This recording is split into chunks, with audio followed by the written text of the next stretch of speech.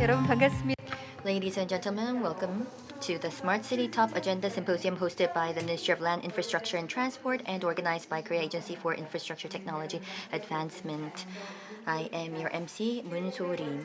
The fifth World Smart City Expo engaged in its opening ceremony in the morning session, and it will take place for 3 days from the 8th to 10th of September. Including today's symposium, we have a total of 3 general sessions, 2 academic seminars, and 1 special session. We have many programs for all of our participants, so I ask for your interest.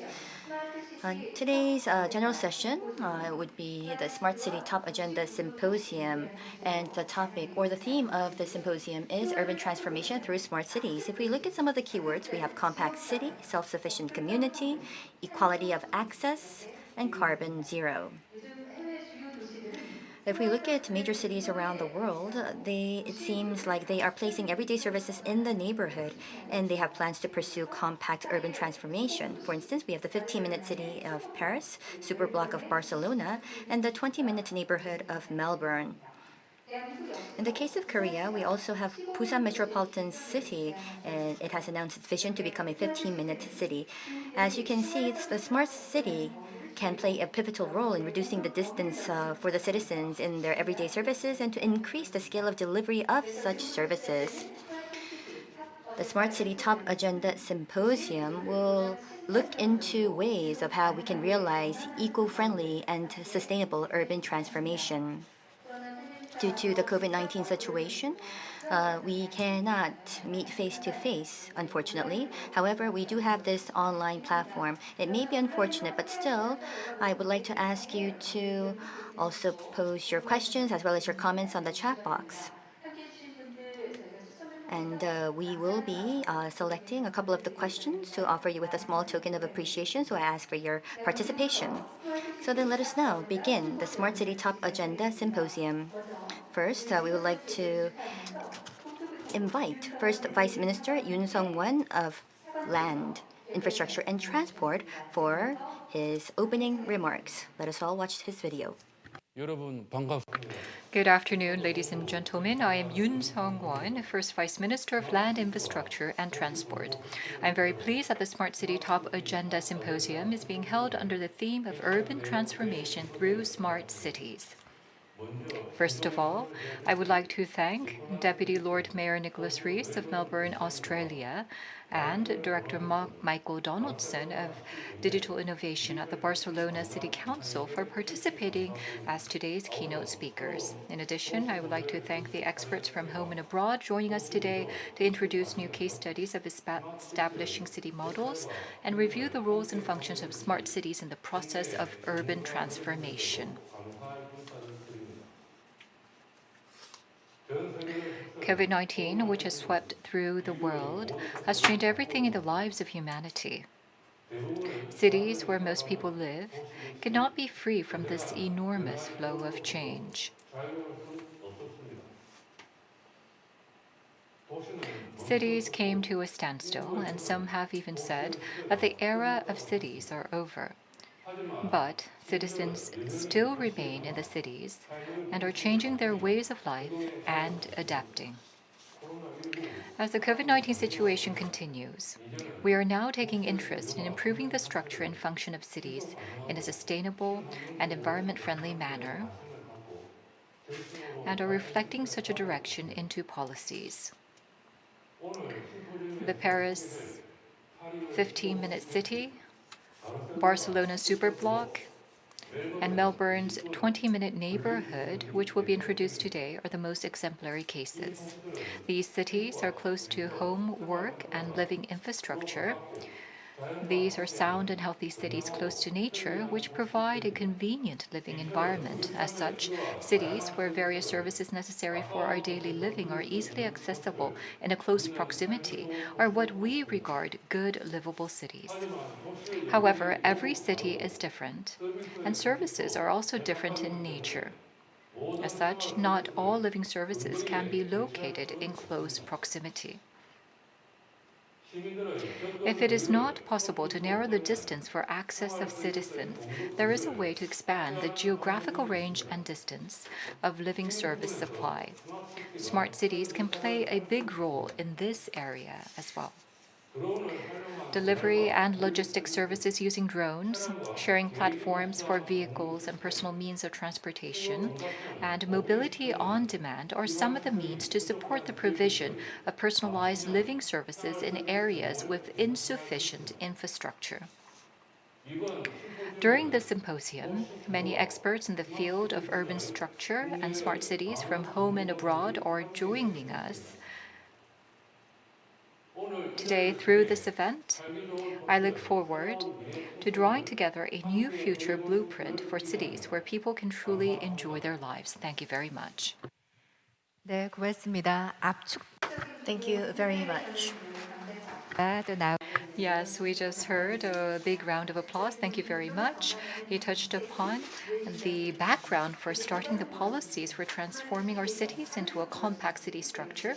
And he also talked about the roles of smart cities. Once again, thank you very much. First, Vice Minister Yoon Sung-won of Molit. 그래서 오늘 Next, we would now like to invite Kim Jong-hak, Acting President of the Korea Agency for Infrastructure Technology Advancement, for his congratulatory remarks. Please welcome him with a big round of applause.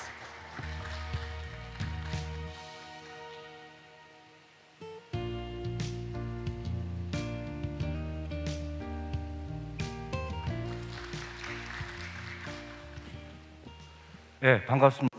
Good day, distinguished guests, ladies and gentlemen. I am Kim Jong-hak, Acting President of the Korea Agency for Infrastructure Technology Advancement. First of all, let me extend my sincere congratulations on the hosting of the Smart City Top Agenda Symposium, and I would like to express my gratitude to First Vice Minister of Land, Infrastructure and Transport Yoon Sung-won for organizing this event.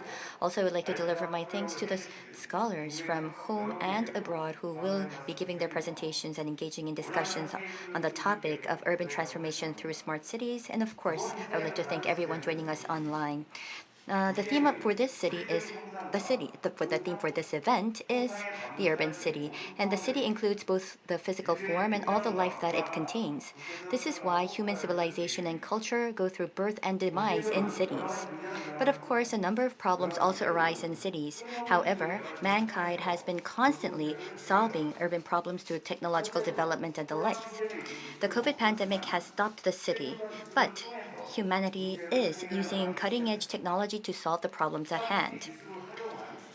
Through the epidemiological investigation support system utilizing smart city technology, we trace the roots of confirmed cases to prevent further spread, and we are communicating the information online through information and communication technology.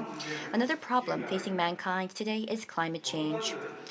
Experts point to carbon emissions as the cause of climate change. According to the Ministry of Land, Infrastructure and Transport Government Work Report for 2021, the building and transportation sector accounts for 38% of domestic carbon emissions.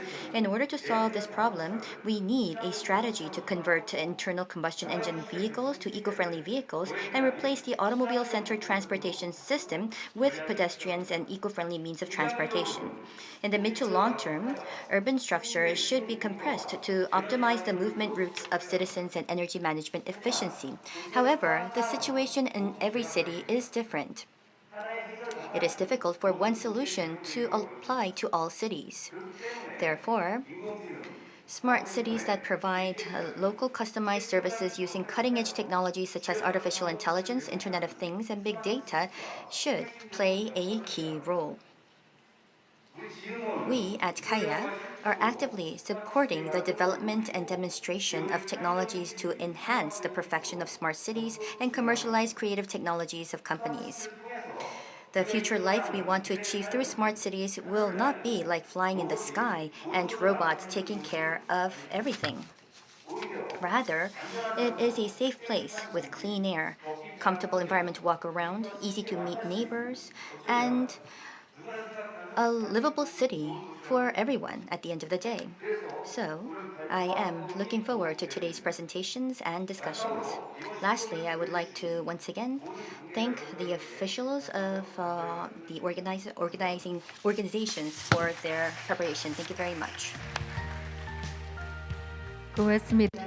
Thank you very much. Mr. Kim Jong-hak, acting president of Kaya, has welcomed all of our participants. And I do know that you put in a lot of efforts, not only for today's symposium, but also for the expo. Once again, thank you very much, Acting President Kim Jong-hak, for all of your efforts.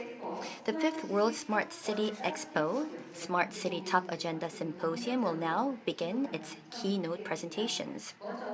First, we have from Melbourne, Australia, the case of Melbourne, especially on the innovation and the strategy, will be shared by Nicholas Rees, Deputy Lord Mayor of Melbourne City Council, Australia. I'm Nicholas Rees, Deputy Lord Mayor of the City of Melbourne. I'm pleased to be part of a global discussion among people who are passionate about innovation and a smarter future. I'm delighted we have this expertise and skill in our city and in other cities that share our challenges and opportunities. Melbourne prides itself on being a dynamic city, constantly seeking innovative ways to meet the changing needs of the community, the economy and the environment. We have all been heavily impacted by COVID-19, but let's hope our continuing conversations point us towards a better future. The pandemic has in some ways created a two-way street. It accelerates some parts of our city's progress, but it also brings others to a complete halt. But we have seen that innovation and technology does not stop, even when the economy contracts. Our city was already being digitally disrupted by Industry 4.0, the Internet of Things, autonomous vehicles, AI, AR, VR, but the pandemic increased the pace of digitisation in many ways. We recognise this as an opportunity, despite the difficulties elsewhere caused by the pandemic.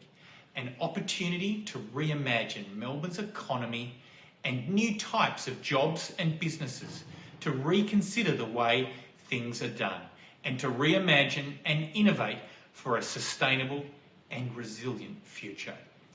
We also value global exchanges of knowledge, such as this expo. City of Melbourne is a formal member of the G20 World Economic Forum Smart Cities Alliance and is currently participating in a model open data pilot. Right here in Melbourne, the pandemic turned the community and our council's own operations digital almost overnight. 2,000 of our staff quickly transitioned to working remotely. We held events and e-citizenship ceremonies over Zoom. The use of our e-libraries increased and we sought to digitise more council services. We even held an election during lockdown. And while I was pleased to be elected Deputy Lord Mayor, I must admit that it was quite a testing experience. Zoom town halls are still not as good as the real thing. After the election, we ramped up production of our data and insights tools to encourage innovation and to inform us which sectors of our community and economy needed our support. Earlier this month, we used our pedestrian data gathered from sensors to understand how major events like festivals impact on pedestrian activity. We also identified how many shops were vacant using an app we developed so we can activate them through our support programs. Melbourne's recovery from the pandemic depends heavily on great ideas and energy deployed swiftly. Technology provides many opportunities and ways for us to get there, but we don't have all the answers or all the ideas at the City of Melbourne. In 2021, we count on clever and curious minds more than ever, which is why we call on innovators, entrepreneurs, students and the wider community to help us identify solutions. We're proud of the real social democracy embodied by our Melbourne City DNA Digital Hub. This uses data visualisations and a 3D model of our whole city to enable community members to take part in the life and decisions that make up our city. Seeing our city's empty streets during lockdowns has been distressing, and recovery is constantly on our minds. Our open innovation competition this year focused on city reactivation and recovery post-COVID-19. We asked competition entrants to rethink the way we use and activate spaces and places, to bring people back to the city when it's safe through creative, innovative and technology-enabled solutions. We want to see our open data used to develop tailored solutions to bring the buzz back to our city. We want the ideas to be scalable. The impacts and challenges created by the pandemic are not unique, so nor should the solutions be. Recent competition finalists came with smart solutions for our hospitality and tourism brands. Ordelina is a single digital platform connecting hotels, restaurants and co-working businesses to generate hyper-local economic activity through our precincts. Wadu gamifies our city through augmented reality, smart route recommendations and real-time event data. Wadu is an innovative, fun and exciting app that promotes our local city. What a great new idea for Melbourne. We believe it has never been more important to test data and technology approaches to the city challenges. Melbourne is always pushing further in this, and we have a strong culture of collaboration. We continue to do this through our emerging technology testbed, which connects our immediate response to the crisis with our city's longer-term aspirations and regeneration.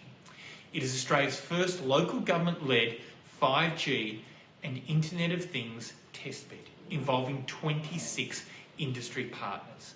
Last year, despite all the lockdowns thrown at us, we set up a number of pilot projects that are now live. Among them are our city tram fitted with a microclimate sensor to understand how temperature and humidity impact the comfort of passengers and tram employees. Local government is well positioned to take the lead on new ways to use technology, knowledge and a smart city approach to create places where people love to live, work and visit. But we need to ask ourselves, what else can we do? What else might be possible? I know these questions will be discussed among all of those who are gathered for this expo. And I wish you every success in, as Melbourne has, developing a strong culture of innovation, knowledge sharing and collaboration. So while I so wish I was there with you in person, I can only do everything I can from here in Melbourne and wish you the most successful expo. Thank you very much. 네, 고맙습니다. Yes, thank you very much. So here at the venue, we have just heard from Lord Deputy Mayor Nicholas Lees of Melbourne, of Australia. Thank you very much. He talked about the digital strategy and the strategy for innovation, and he talked about how digital technology can be applied to advancing smart cities, but these smart cities have to be human-centered, and many endeavors were introduced.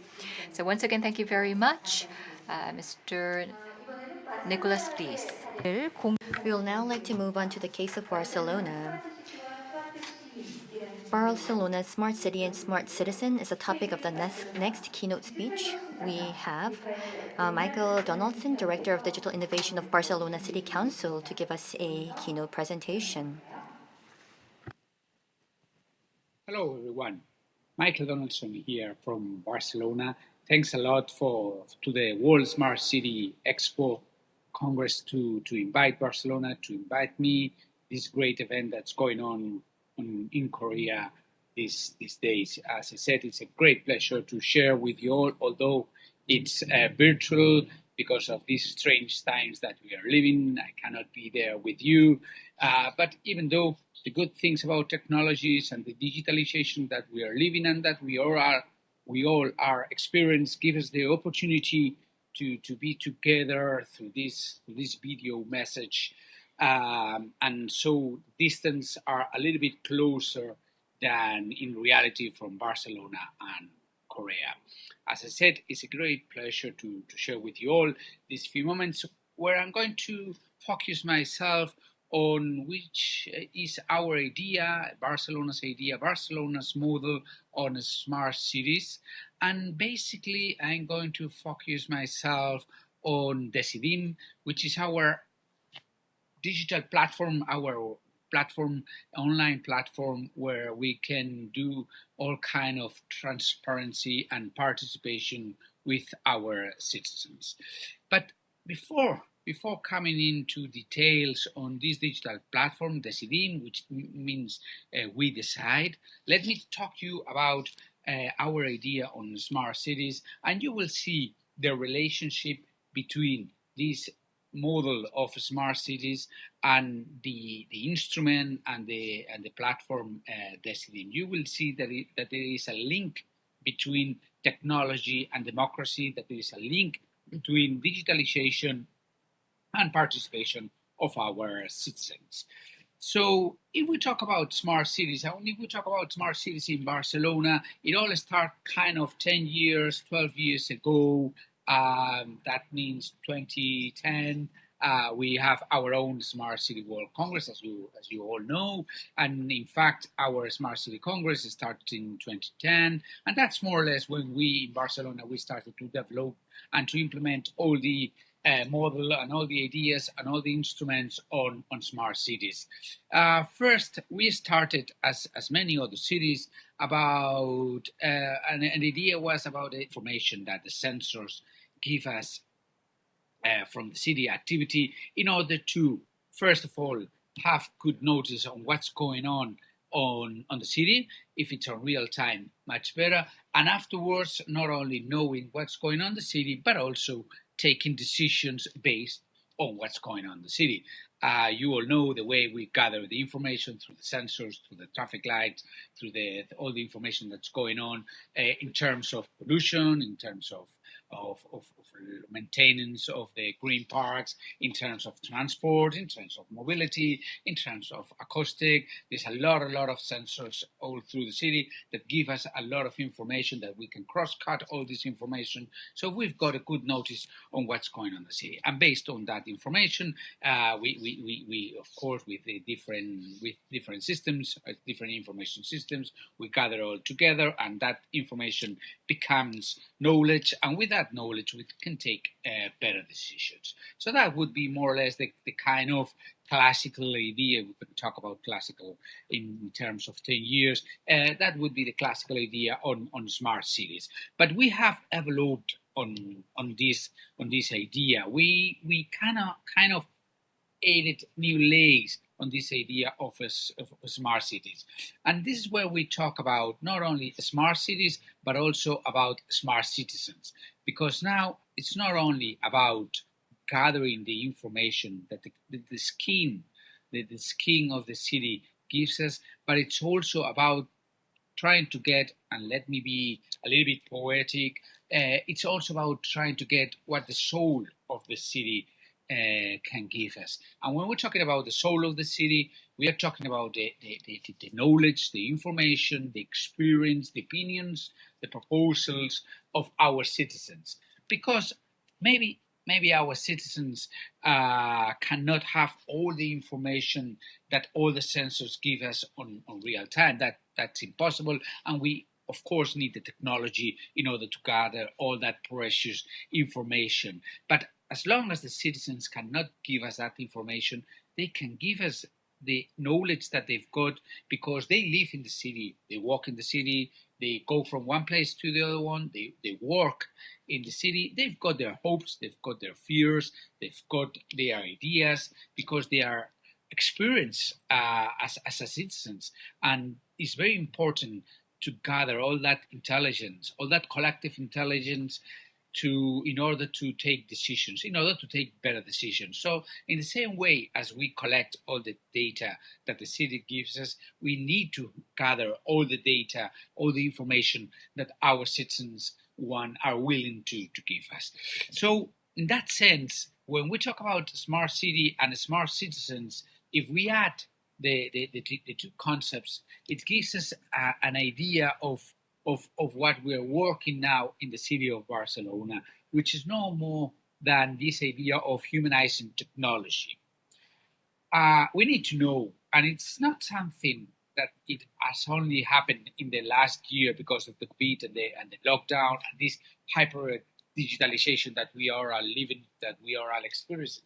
It's not only in the last year. We need to know that in the last 20 years, we have witnesses, we have been experimenting as many of digital and technological disruptions as in all the history of our humankind. So we've got only in these 20 last minutes, as I said, a lot of new technologies, a lot of new digital disruption, and in these last 20 years there are as many, and in the whole history of mankind. That means that there's a lot of things going on that we cannot even try to understand, because there are so many that there's no expert on our world that can conceive all this impact of the technologies that we are having in our cities and in our personal lives. So what we have to do is try to understand that these technologies need to be put at the service of people's need.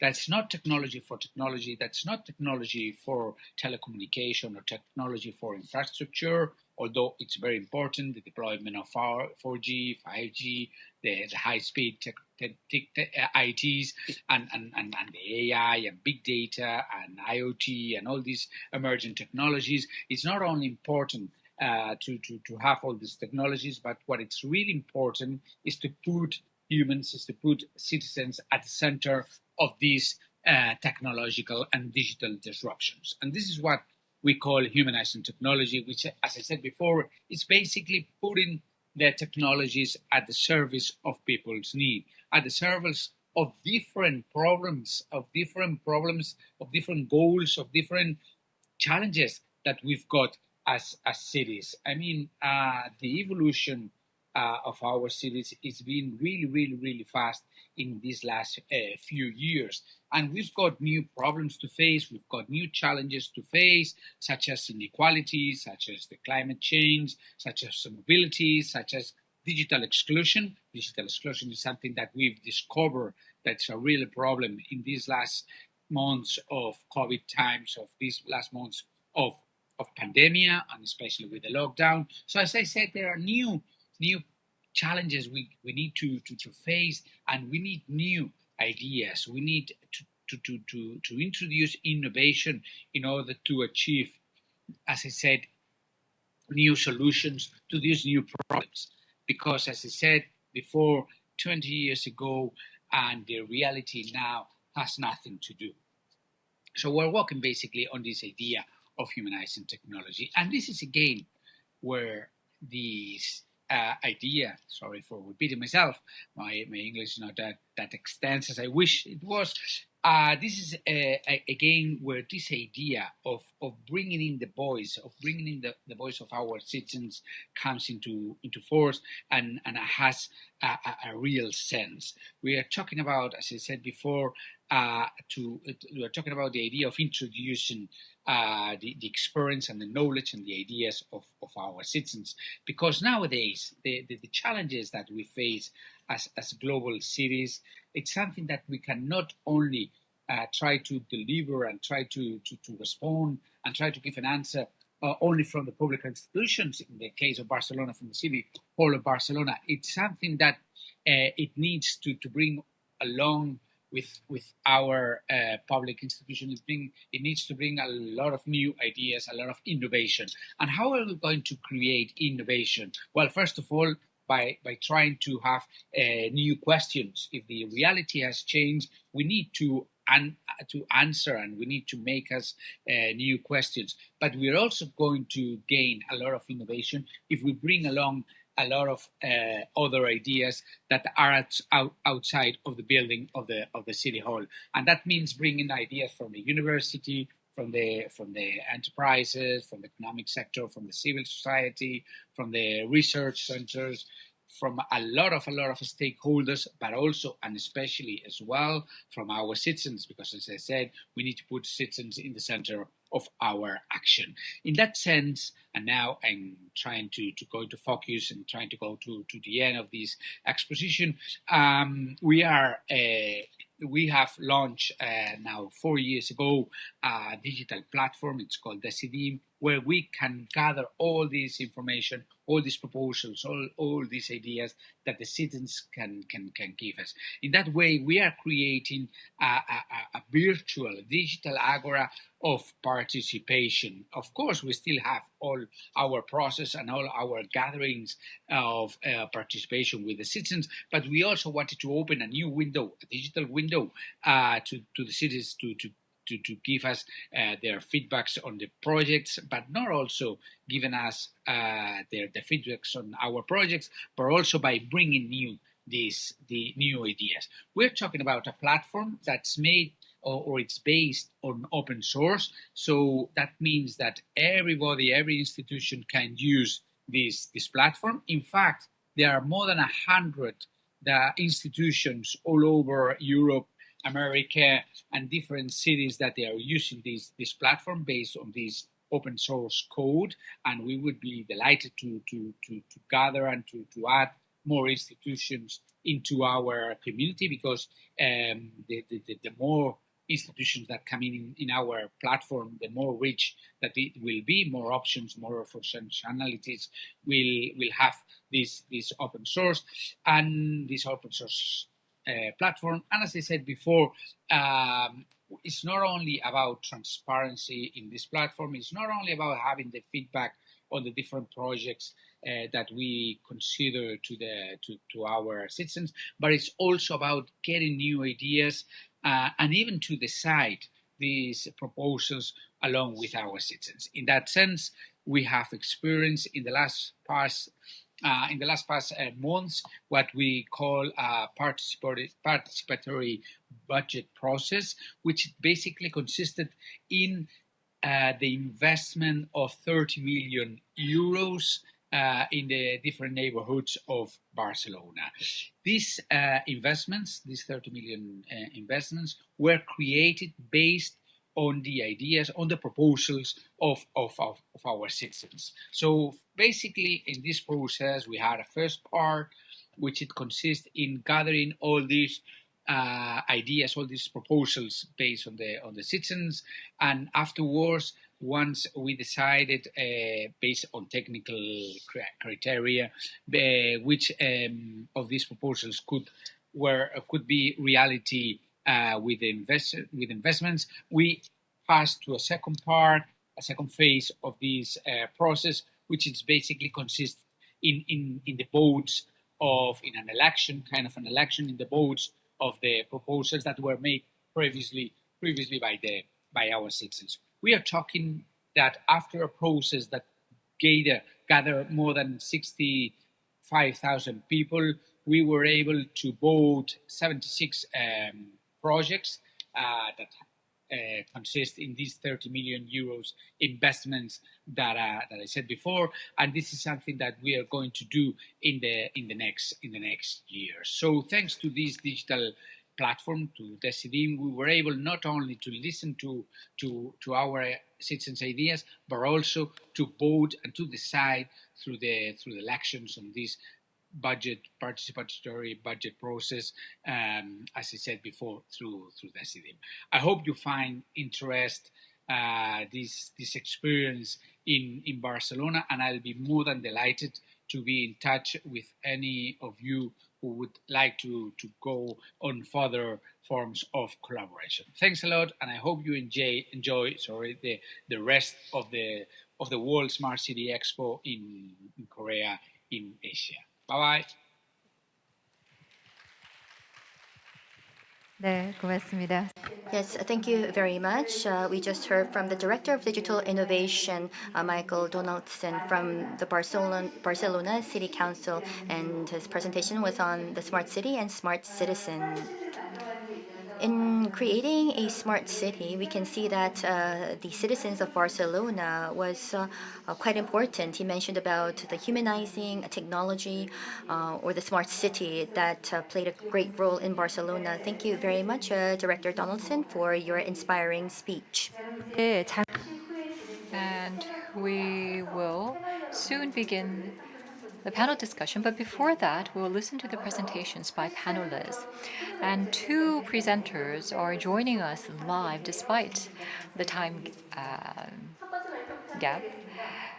Let's first hear the first presentation by Professor Carlos Moreno of the Sorbonne University in Paris. He will be speaking on the Paris 15-minute city.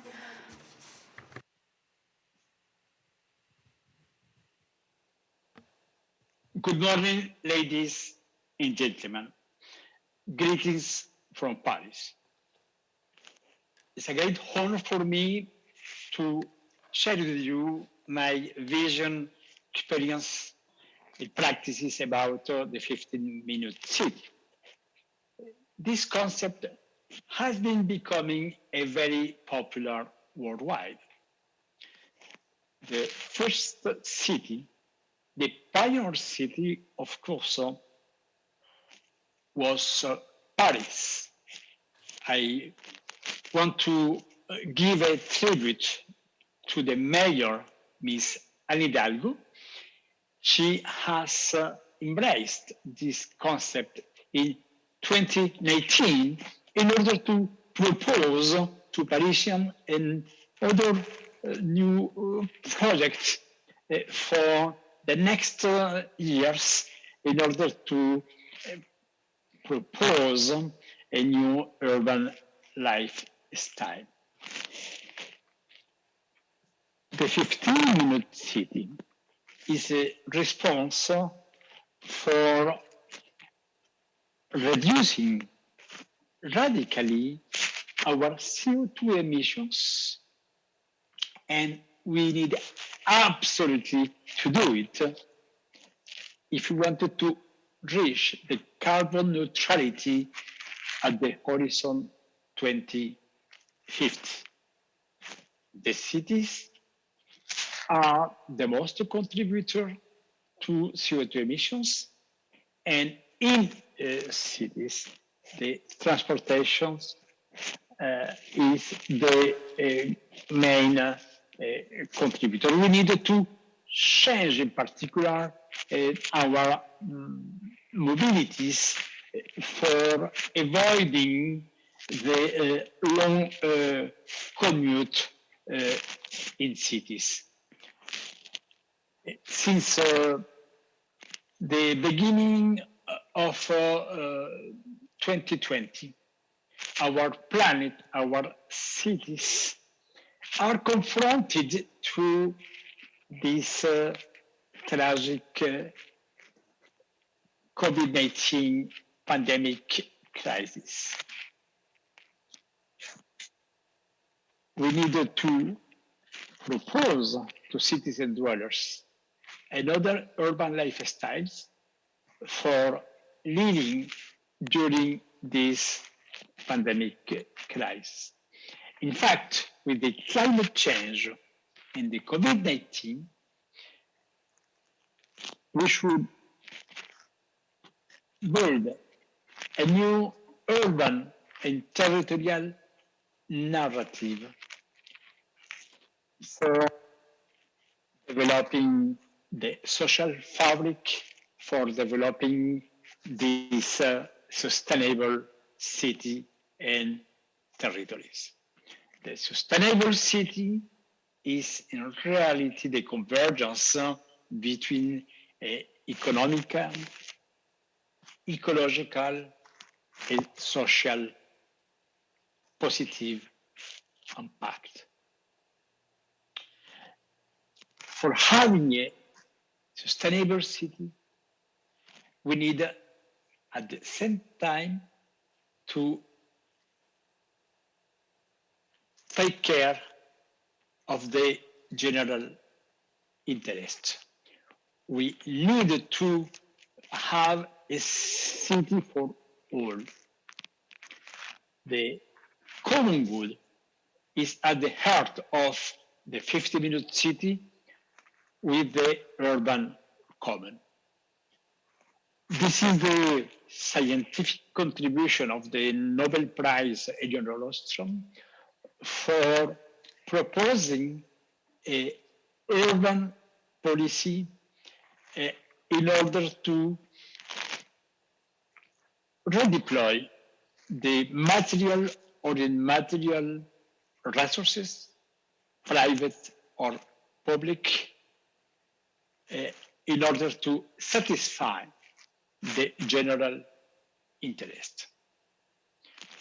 Today, with the urban common, with the proximities, this is a new trajectory, a new path for breaking with the hectic city, mineral, big shops, poor conditions for transporting. The 50-minute city, this is the way for propose to shift toward a new urban mindset. We needed to improve the quality of life. We needed to take our time for living differently, for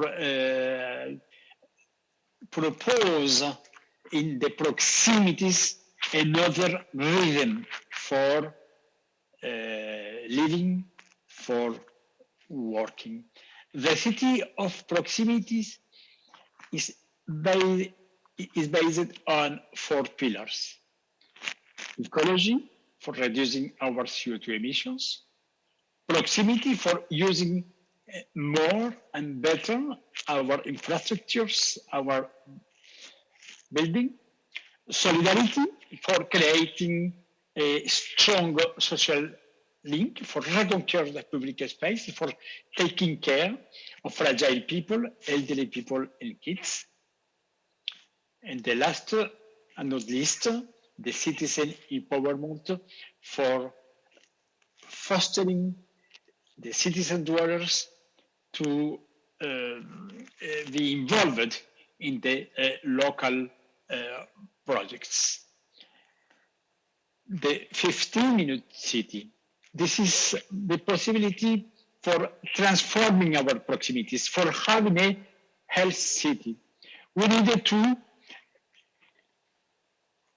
develop this new rhythm in the cities for reducing our daily mobility and reducing our CO2 emissions. This is the corona urbanism.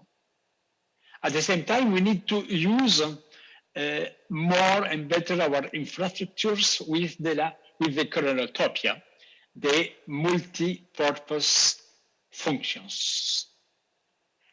And we need to change our urban culture with the topophilia for loving our places. The 15-minute city, this is a journey, this is a trajectory, this is a path for developing this new social circularity. This is a new human-oriented urbanism. We need to mix the 6 essential urban functions: to live, to work, to supply, to care, to learn, to enjoy. Within a short perimeter, 15-minute city on foot or by bike, with very, very low CO2 emission, we have the possibility to provide these multi-service cities. In the zone of high density, 15 minutes, in the territory with middle or low density, 30 minutes. But this social circularity opens the way for increasing the quality of life with three new indicators. My personal well-being, myself, with my family, my sociability, the relationship, myself with my neighbor and my colleague works, and my ecological positive attitude with the planet and the other people, the otherness. We needed to implement this social circularity to offer the multi-services urban policy for having an intensive social link, for reinstalling the local employment, for developing more and more activities based on a friendly district. Take our time with the better conditions. The 50-minute city is in reality a great challenge for breaking with the monofunctional and vertical activities. We need to deploy a lot of intersections. We need to mix uses for having a happy city, to offer a happy life, for finding happy citizens. With my team, we are proposing this matrix of the high quality societal life with the new indicators for managing how could we increase our quality of life with a polycentric and multi-purpose vicinity. This is essential for understanding it. We need to propose the multi-services in the proximity, but at the same time, this is the holistic way for implementing this polycentric way in the whole city. This is not only my 50-minute city for myself and my neighbor. This is the way for having a vibrant city with the 15-minute city in the different location of my city. For going from the constrained mobility towards a chosen mobility. We needed to change our work style to develop, instead of the corporate towards this new paradigm of the decentralized work, the near working. We have today a very powerful opportunity with the digital technologies for exploring my proximity, for finding the material or immaterial resources, for making the territorial diagnosis, for formulating new strategies for transforming my city.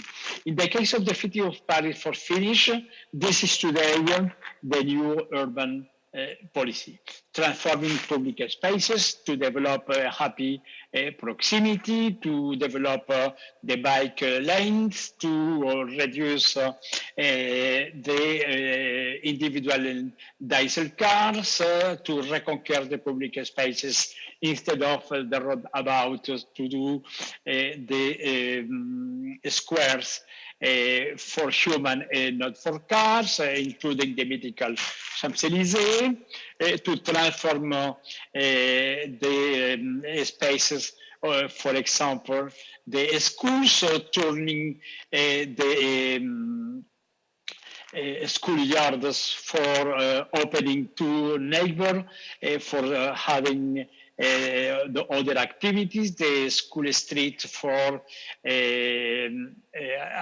peaceful streets only for pedestrians around the schools, for opening for the new activities, to foster the urban agriculture, the multi-purpose functions for developing the urban agriculture activities in different locations, for supporting local shops, to consider that the local commerce as a common good, to promoting the local economy, to develop a social link, to implement the local shops in different districts with the companies of the city.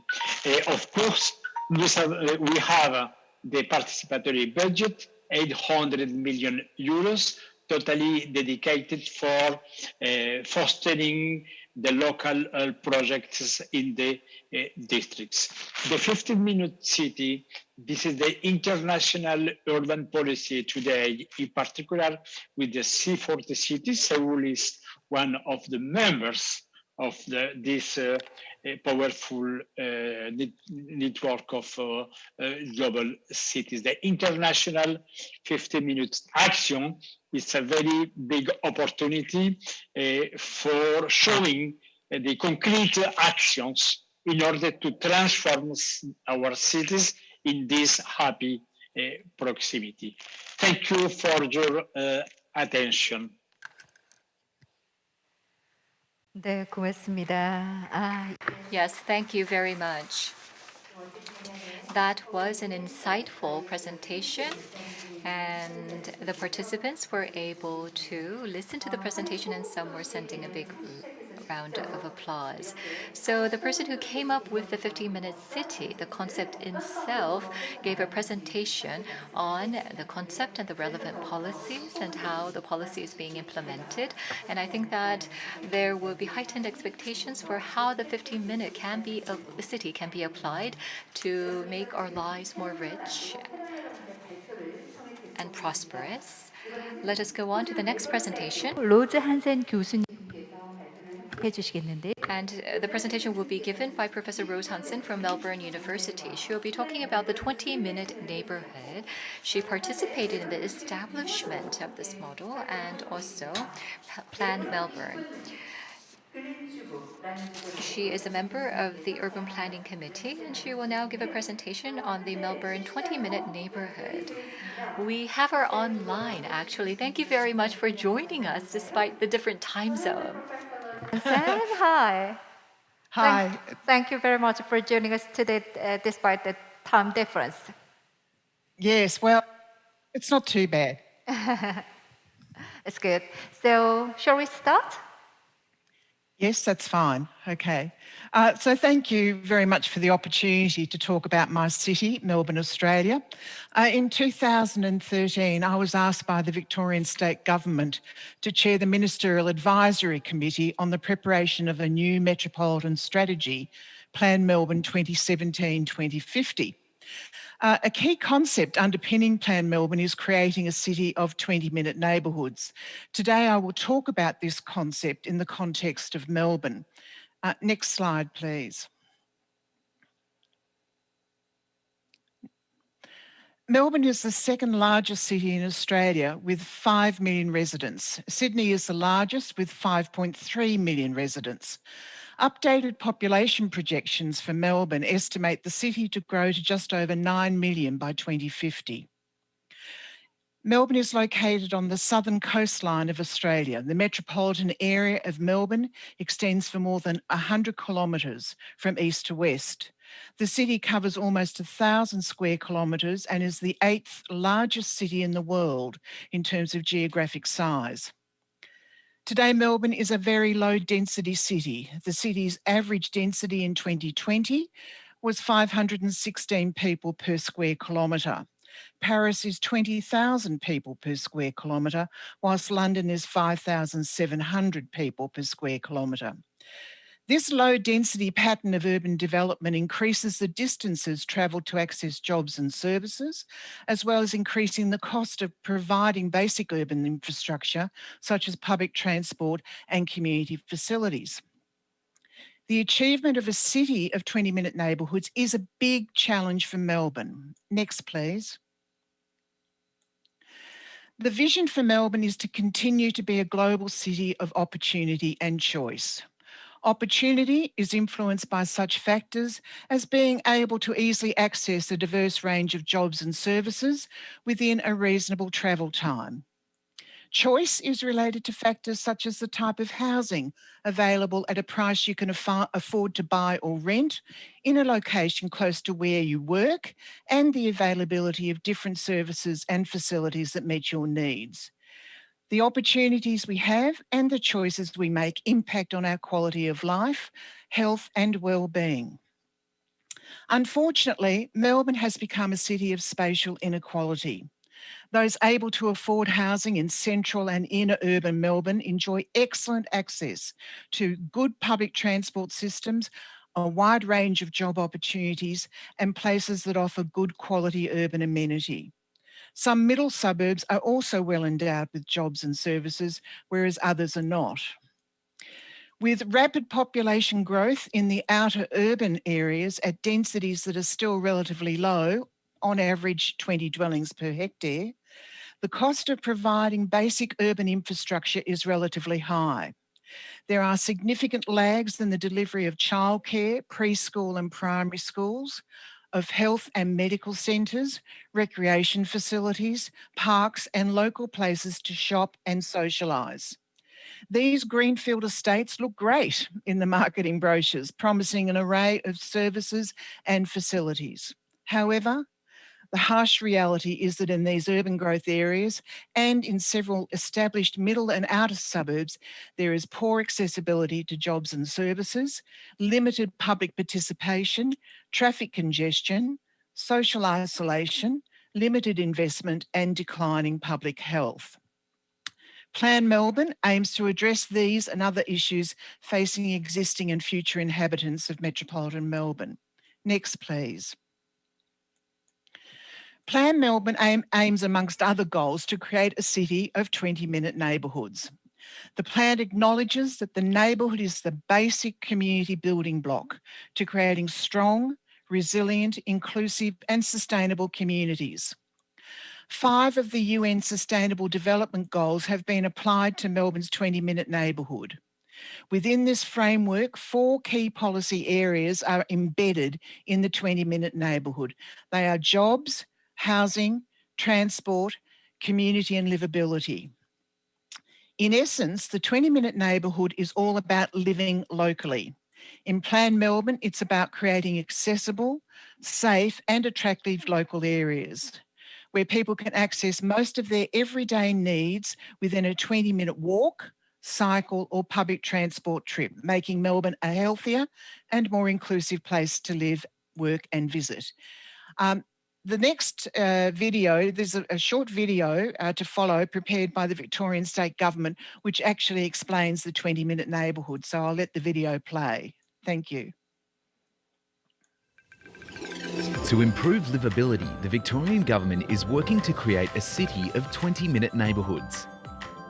It's all about creating walkable neighbourhoods where people can live locally. Places where communities can access most of their daily needs within a 20-minute return walk from home. These places should have diverse housing options and access to safe cycling routes and local public transport, local health facilities, parks, shops and other local infrastructure. We are already working with local government, communities and industry to deliver projects and are committed to building a livable city of 20-minute neighbourhoods. To find out more, visit the Plan Melbourne website. Next slide, please. There are 6 hallmarks of Melbourne's 20-minute neighbourhoods. Each neighbourhood must firstly be safe, accessible and well connected to pedestrian and cyclist paths. Secondly, offer a high quality public realm and open spaces which promote social interaction and integrate nature into the urban environment. Third is to provide a range of services and facilities that support local living. 4 is facilitate easy, safe and convenient access to public transport that connects people to jobs and higher order services.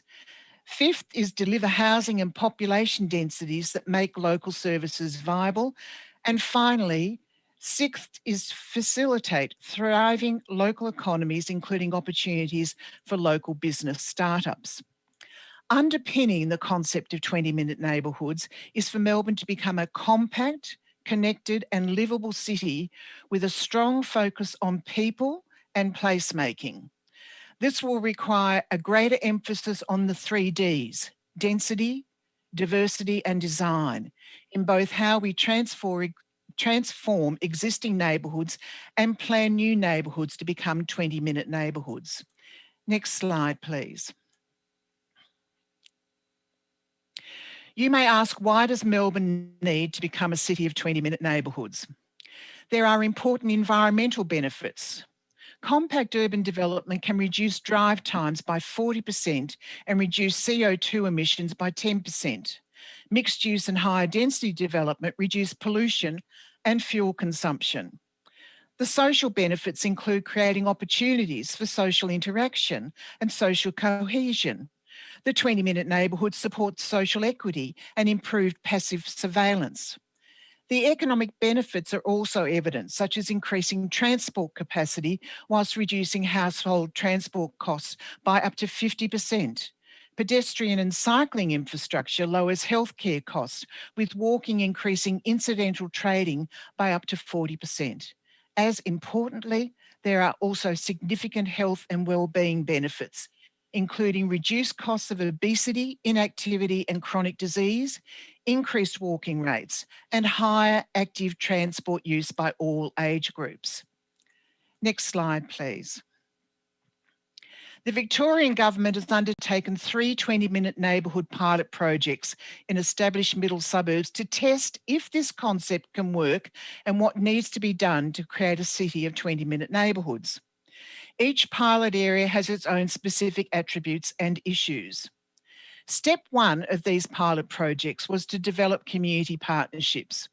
Surveys, community workshops, walking tours, community days, street parties, shop local campaigns, community movie nights, youth engagement workshops, profiles of local residents and traders were all part of building partnerships. Crowdspotting provided a valuable spatial data tool for people to identify issues within their local neighbourhood, their favourite places and ideas for a better neighbourhood. Next slide, please. Step 2 undertook technical assessments such as walking assessments, movement and place assessments, and housing development and heat vulnerability mapping. A scorecard for each pilot neighbourhood was applied, ranking the following: movement networks, public open space, community facilities, destinations, sense of place, housing diversity, buildings, and healthy food. The final step involved whole of government workshops to identify strategies to improve planning policy, service delivery, and community engagement. Next slide, please.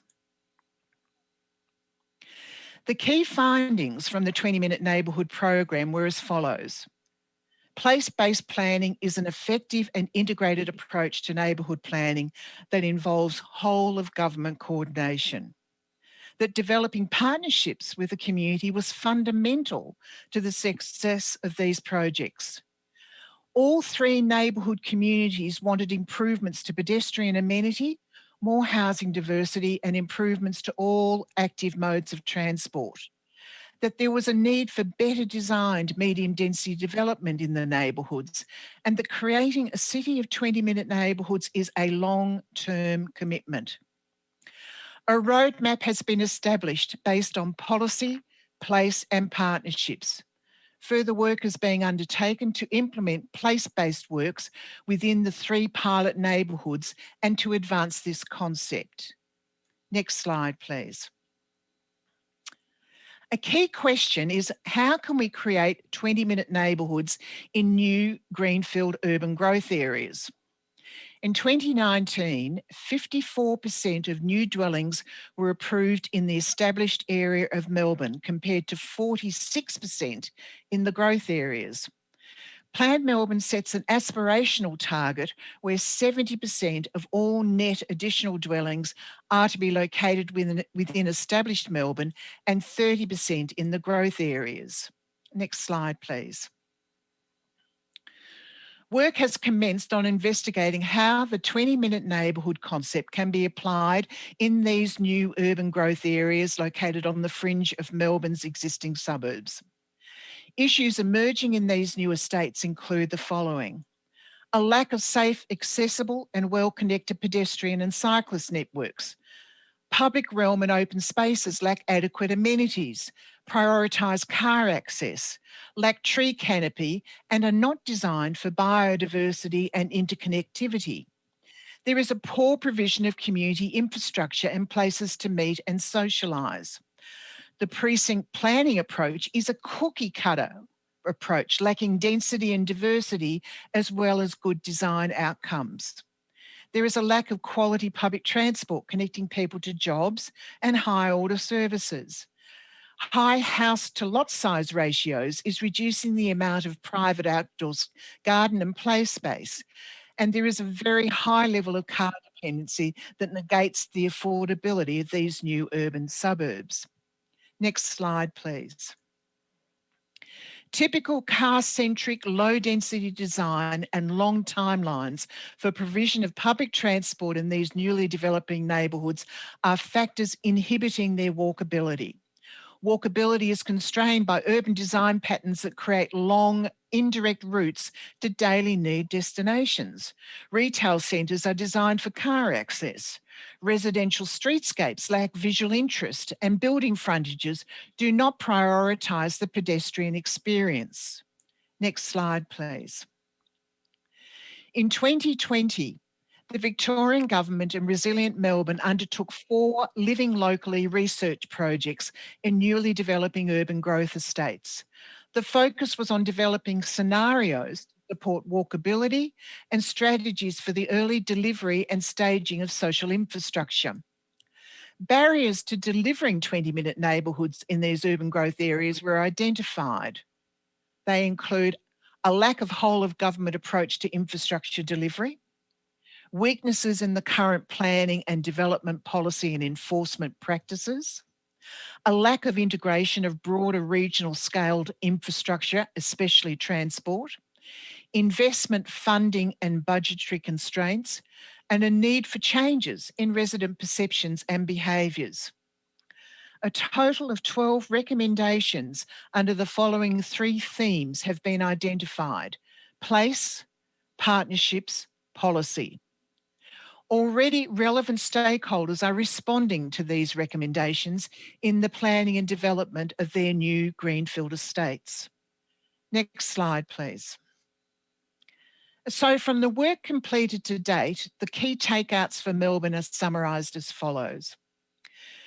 1, creating a city of 20-minute neighbourhoods in Melbourne is a long-term commitment. 2, it requires a whole-of-government approach working collaboratively with the development sector, local communities and other stakeholders. 3, each neighbourhood is different. There is no set formula. 4, the focus is on people and place and being able to live locally. 5, you need the 3 Ds, density, diversity and design in each neighbourhood. 6, focus on walking, cycling and public transport. They are the key connectors and enablers to living locally. And finally, we need to apply the 20-minute neighbourhood concept to both existing suburbs and new emerging suburbs. The next slide, please. Thank you for your attention. Thank you. 고맙습니다. Thank you very much. So our speaker talked about the 20-minute neighborhood of Melbourne. And it was a very detailed presentation talking about the policies and the ongoing projects. So we were able to hear from the case of Australia, and I think that there were many implications for other countries and cities as well. So we were supposed to hear from Sabi Matila from the Barcelona City Council, and we tried to have the speaker join us, but there were some technical difficulties, there were some network issues, and so we will try to connect the speaker in a while. So while we take a look at the technical issues, we will take a short break, and after that, we will invite our next speaker. We will reconvene in 5 minutes, so please take a short break. And also, our online audience, please come back in 5 minutes to share the various information that will be provided. Thank you very much.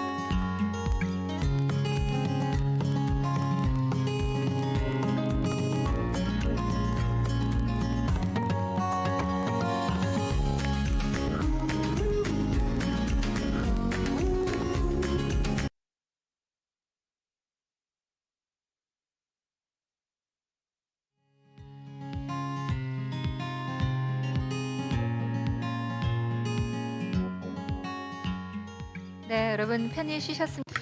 Did you all enjoy the break? You're joining us at the Smart City Top Agenda Symposium. We're currently sharing the cases from all around the world to understand what kind of policies and strategies of a smart city would be most substantial. We have speakers joining us online, and they've shared with us their presentations. And I do know that there are many participants awaiting the presentation from Barcelona, but unfortunately, due to network connection issues,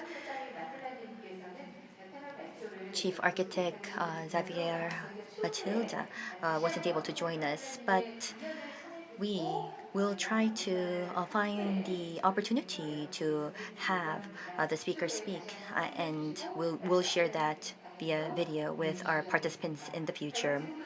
So then, let us now invite our panelists to engage in a panel discussion. I would like to briefly introduce you to our panelists that are here with us offline. We first have Professor Park So-yeon of Seoul National University. Please welcome her with a big round of applause. Welcome. Thank you very much for joining us. Please join us on the stage. And we have Director of LGCNS, Mr. Yu In-sang. Welcome. Thank you very much. We hope you would share your insights as a member of the private sector. And as our moderator for the panel discussion, we have Professor Lee Sang-hoon of Korea University. Welcome. Thank you very much. Thank you very much for being the moderator of this session. And we have Professor Carlos Moreno of Sorbonne University of Paris and Professor Ross Hansen of University of Melbourne, connecting via Zoom to engage in the panel discussion. And if you do have any questions during the panel discussion, please use the chat box. And you may also raise any questions as well as comments, and we will have the questions answered. And we'll also provide you with a token of appreciation for your participation. And let us now begin the panel discussion. And now, the moderator, you have the floor. 안녕하세요. Yes, good afternoon. As was introduced, I am Lee Sang-hoon, professor at Korea University. Now, it is an honor for me to serve as a moderator at this panel discussion with experts from home and abroad. So, Sophie Matila was supposed to join us, but unfortunately, we were not able to connect our speaker. But luckily, this means that we have more time to carry out our panel discussion, and maybe we can use that for our benefit. So we have with us here on stage two panelists, and also there are those joining us through the online channel. But we might be able to connect Chief Architect Saf Matila later on. So now, the theme of the panel discussion is the role of smart cities in innovating the urban structure and ways for applying smart cities in Korea. And this is actually closely linked with what is being pursued by MOLIT in innovating urban structures. So MOLIT, the Ministry of Land, Infrastructure and Transport of Korea, has been pursuing the low carbonization of cities, and for that it has been working on building compact cities and transforming the structure to polycenter structures. So actually, this is a topic that I really wanted to discuss about. As you know, in Korea, there is the Smart City Act, and this act deals with the materialistic aspects of the city, the spaces, and also the technology that is applied in constructing the cities. But actually, if you look at how the smart cities are being built, we can see that everything is actually quite IT-centric. So let's think about the smart city value chain. What comes to your mind? The device provider, the network service provider, the platform provider, and mobility, energy, building, and living services suppliers. What does this mean? Well, actually, Korea's Smart City Act does not really take into consideration all of the elements that go into building smart cities. And until the end of last year, I was the head of the Smart City Support Group. And what was discussed at that time through this group was that we need to actually consider all the elements composing the smart cities, and we need to reconsider the value chain of smart cities. So we need to have not only the IT service providers, but also we need the, for example, financial institutions and other organizations and elements in the value chain that is related to smart cities. So I think that when we think about smart cities, we have to think about the entire package, what is needed, what is involved. And also, we are focusing on how we can innovate the urban structure. And when we talk about the urban space or the urban structure, this would mean the space, and at the same time, it also should consider all of the activities of people living there, the city dwellers. And so I think that when we think about innovating the structure, we have to think about innovating the time and space related elements that is tied with smart cities. So now let's go into the discussion in full fledged. But before we actually begin the discussion, I would like to ask the two people, the two panelists on stage, their impressions of the presentations. First, Professor Park So-yeon. 네, 우선 Yes, thank you. As mentioned, at this smart city discussion, unfortunately, we have a technical issue, and that is why we weren't able to hear the case of Barcelona, which is quite unfortunate. But with regard to this smart city and this top agenda symposium, I truly hope that this is not a one-off event. I hope. And I do believe that it's quite a positive that we can engage in these discussions. And the theme of the symposium is urban transformation through smart cities, which is about changing the physical structure of cities. And not only that, we've heard from Paris and Melbourne about the neighborhood cities and the super block of Barcelona, the 20-minute neighborhood of Melbourne, the 15-minute neighborhood of Paris. So you can see that the fact that we have all of these items presented here at the Smart City Top Agenda Symposium in itself deserves an applause. When we do talk about the smart city, there are particular images that would come to mind. And you may think of new mobility, regions with cutting-edge technology, a new land management system. In other words, there are many futuristic or future-oriented examples that do come to mind. But you can see that for us here at this session, we're talking about our neighborhood, the community. And it's not about just new and cutting-edge mobility, but it's about our 2 feet. In other words, it's about making the community, the cities walkable, providing a livable environment, a livable neighborhood. So I believe that this angle of discussion makes the discussions much richer. I believe that the smart city and the solutions that can be offered by the smart city all start from our community and the neighborhood. And I can also say that the essence of the smart city is already up and running in our backyard or in our neighborhoods. However, maybe the policymakers are not aware of that. So the specific examples and cases that we saw today, I think, is a welcome effort. So the 15-minute neighborhood, the 20-minute neighborhood, and in terms of the walkable super block, there are many complex factors that do come into play. So we need to understand that. And we need to make sure to use these factors to innovate the city. There are feasible factors, but there also may be certain areas that may remain abstract and just remain in our discourse.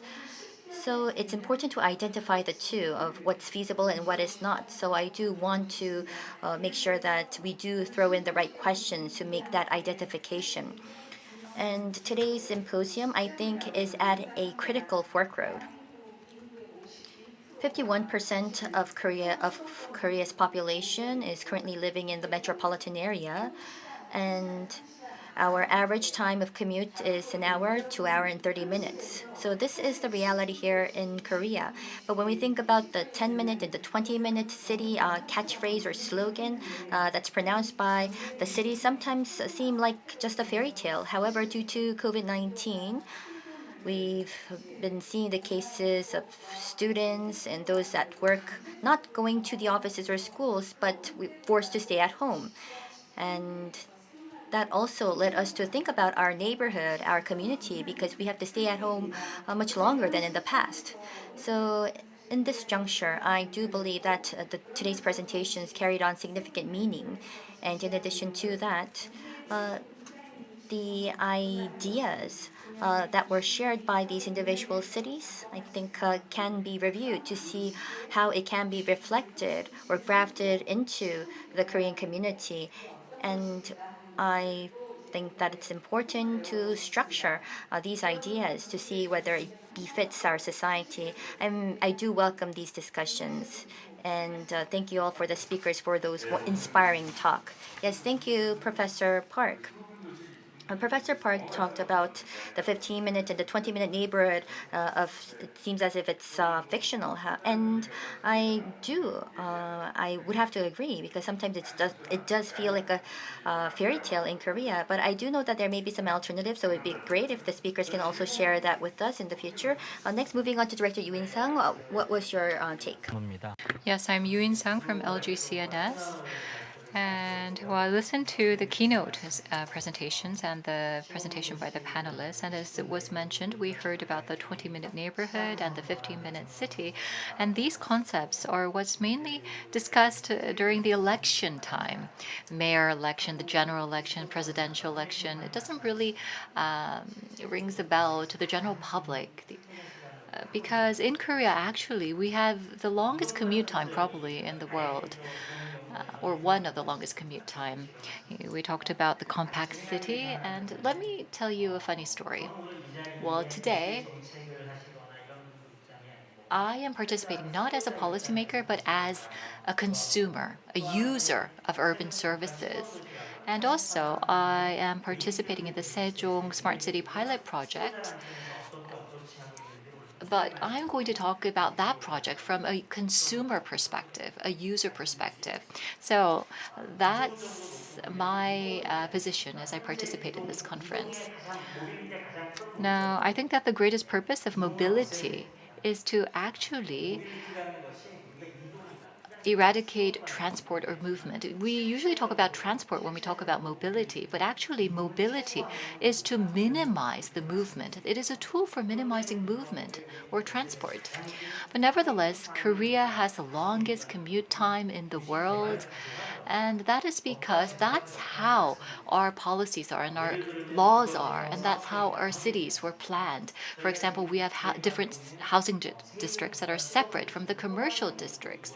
Of course, there are mixed use areas in some of the new cities. And that is actually, I think, the basic approach for the new cities. But what about the other cities? Do they have multi-purpose or mixed-use development? That is not so. That's not the reality here in Korea.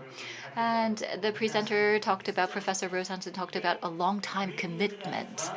But what about the approach for brownfields? Well, not greenfields. It really takes a long time. And we have talked about many different issues today.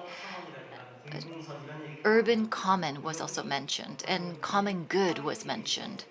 When we talk about a community-based approach, these concepts come up. But in Korea, I think that these approaches have been mentioned in the past, but I think that other alternative approaches have been implemented in Korea.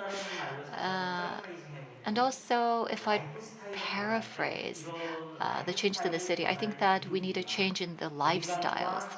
And for that, We need innovation in the daily lives of the people and the innovation of spaces. But how can we actually concretely and substantially achieve this? That is what we have to focus on. I always go to this Barcelona Smart City Expo each year, and this year the World Smart City Expo celebrates its 5th anniversary. As it was mentioned by Professor Park, I think that compared to 5 years ago, the topic and the theme of the expo is becoming more detailed, more realistic. There are about 200 definitions of smart cities, but now I think that the definitions are becoming more clear for the general public to understand, more detailed, and I do hope that we can really talk about the pragmatic issues that are important for the daily lives of the people. Thank you. 예, 이윤선 상무님 감사합니다. Yes, thank you very much, Mr. Yu. Well, because of not so smart infrastructure, I'm not sure if it's because of the not so smart Korean infrastructure or the not so smart infrastructure in another country, but we have not been able to connect. Director Sophie Matila, I had high expectations for his presentation. I really wanted to listen to that presentation because I wanted to hear about the policy aspects. But I think that we can still talk about that. I think that Mr. Yu briefly touched upon it. So it's about having the super block used for mixed-use purposes and to cater to the patterns of the citizens, the pedestrians, not necessarily having to take the car. So there were some positive effects that can come from the super block. So with regard to the case of Barcelona, it'd be great if we can also talk further about this very topic. But at any rate, let us begin the panel discussions in earnest. We do have some questions for all of our panelists, and I would be grateful if you would respond. And we also have our online participants, and we will be entertaining the questions of our online participants after we hear from the first set of questions. So first, to Professor Carlos Moreno, I have a question for you. Now, in 2016, you first proposed the concept of the Paris 15-minute city. It was the first time that such a concept was raised. So I have two questions for you. First, now, there are cities with many different levels of density. Melbourne has a low level of density, whereas Paris, it has a really high level of density in the city. So, well, large cities, Paris and London, I think that because the cities have different densities, what is the best strategy to apply the 15-minute city concept in large metropolises and many cities with different densities within these cities? And also, you talked about proximity. And you talked about how the changes should arise based on the 4 pillars. You talked about ecology, proximity, social solidarity, and also the citizens' empowerment. That was mentioned during the presentation. I'm really interested in the social solidarity part. So if you can elaborate on that part, that would be very helpful. Well, it's a request rather than a question. So Professor Moreno, if you may. Element for understanding the double vision and the implementation of the 15-minute city concept. We needed to avoid the gentrification. We need, with the 15-minute city, to rebalance the social functions in cities. For that, this is very important to preserve the common good. The common good is one of the strategic points for giving to 15-minute city this capability for sharing the resources of cities for different category of citizens. Concretely, we have the possibility to create the new economical administrative tools In the case of the city of Paris, we have a company subsidiary 100% of the city of Paris, Samaesto, and its mission statement is to buy square meters for renting them and to install the local shops, the local commerce with a rent below the speculative real estate market. This is the same way for the social housing.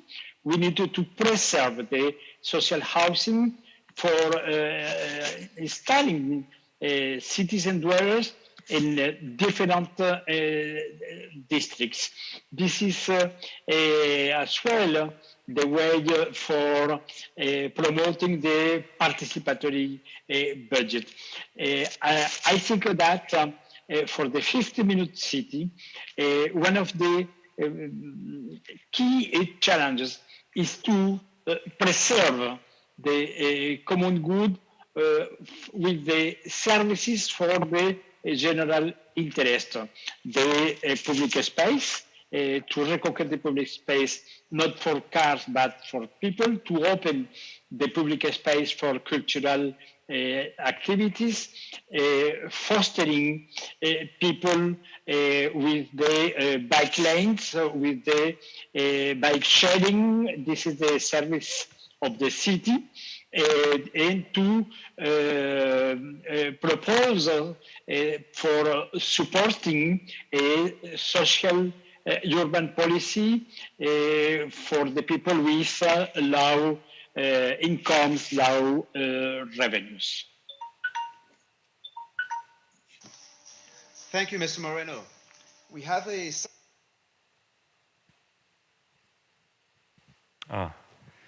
일단 뭐 질문에만 답을 해.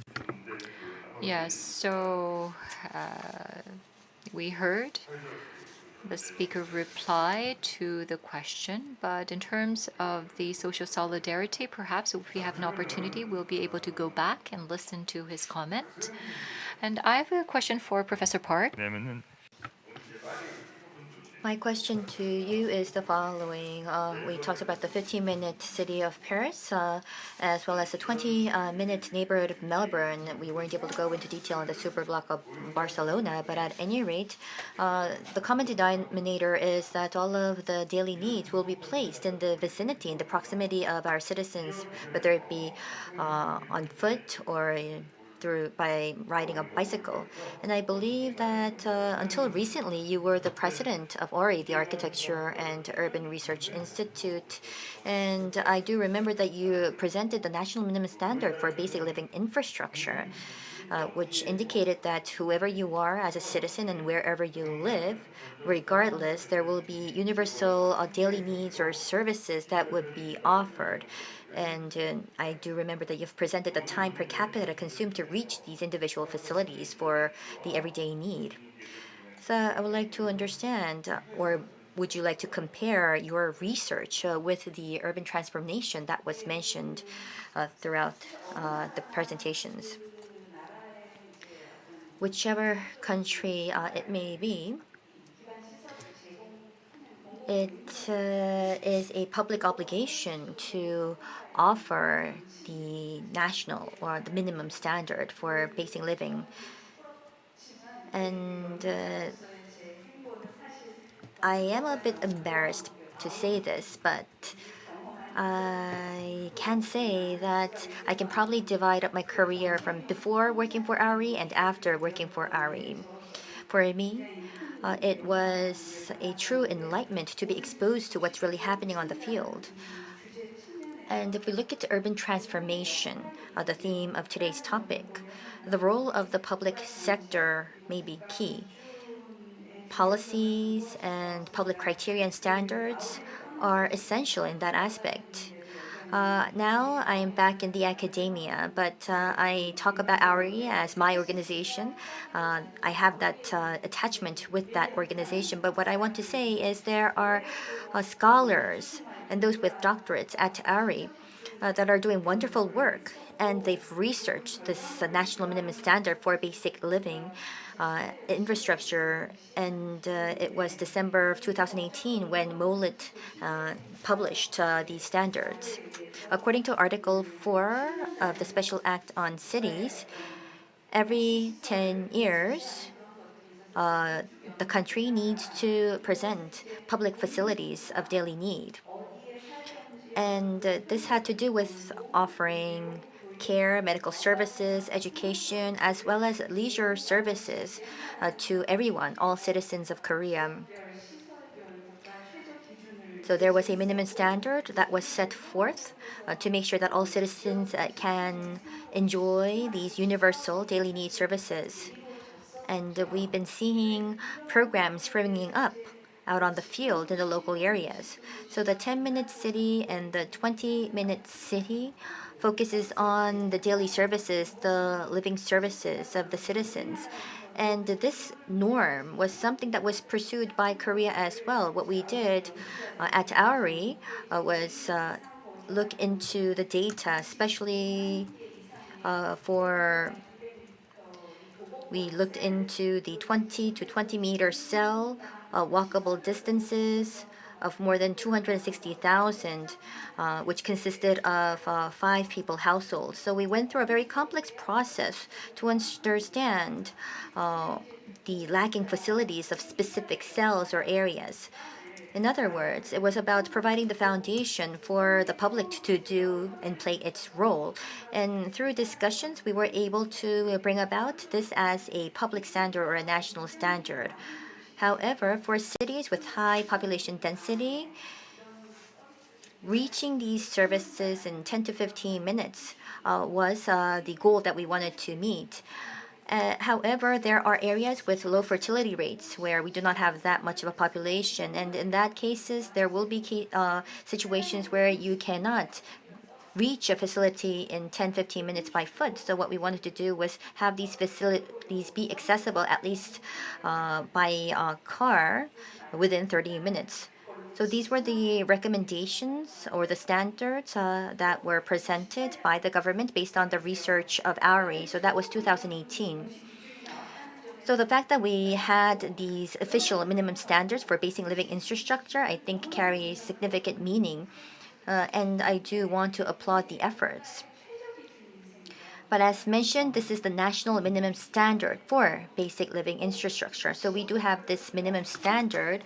But in addition to that, it's important to make sure that these standards are optimized for the individual local regions. So this is something that we have to work on further. As for the specifics, you can refer to the information on the MOLIT and AORI website by facility. The 15-minute neighborhood, the 20-minute neighborhood, and the national minimum standard for basic living infrastructure that is presented by MOLIT and AORI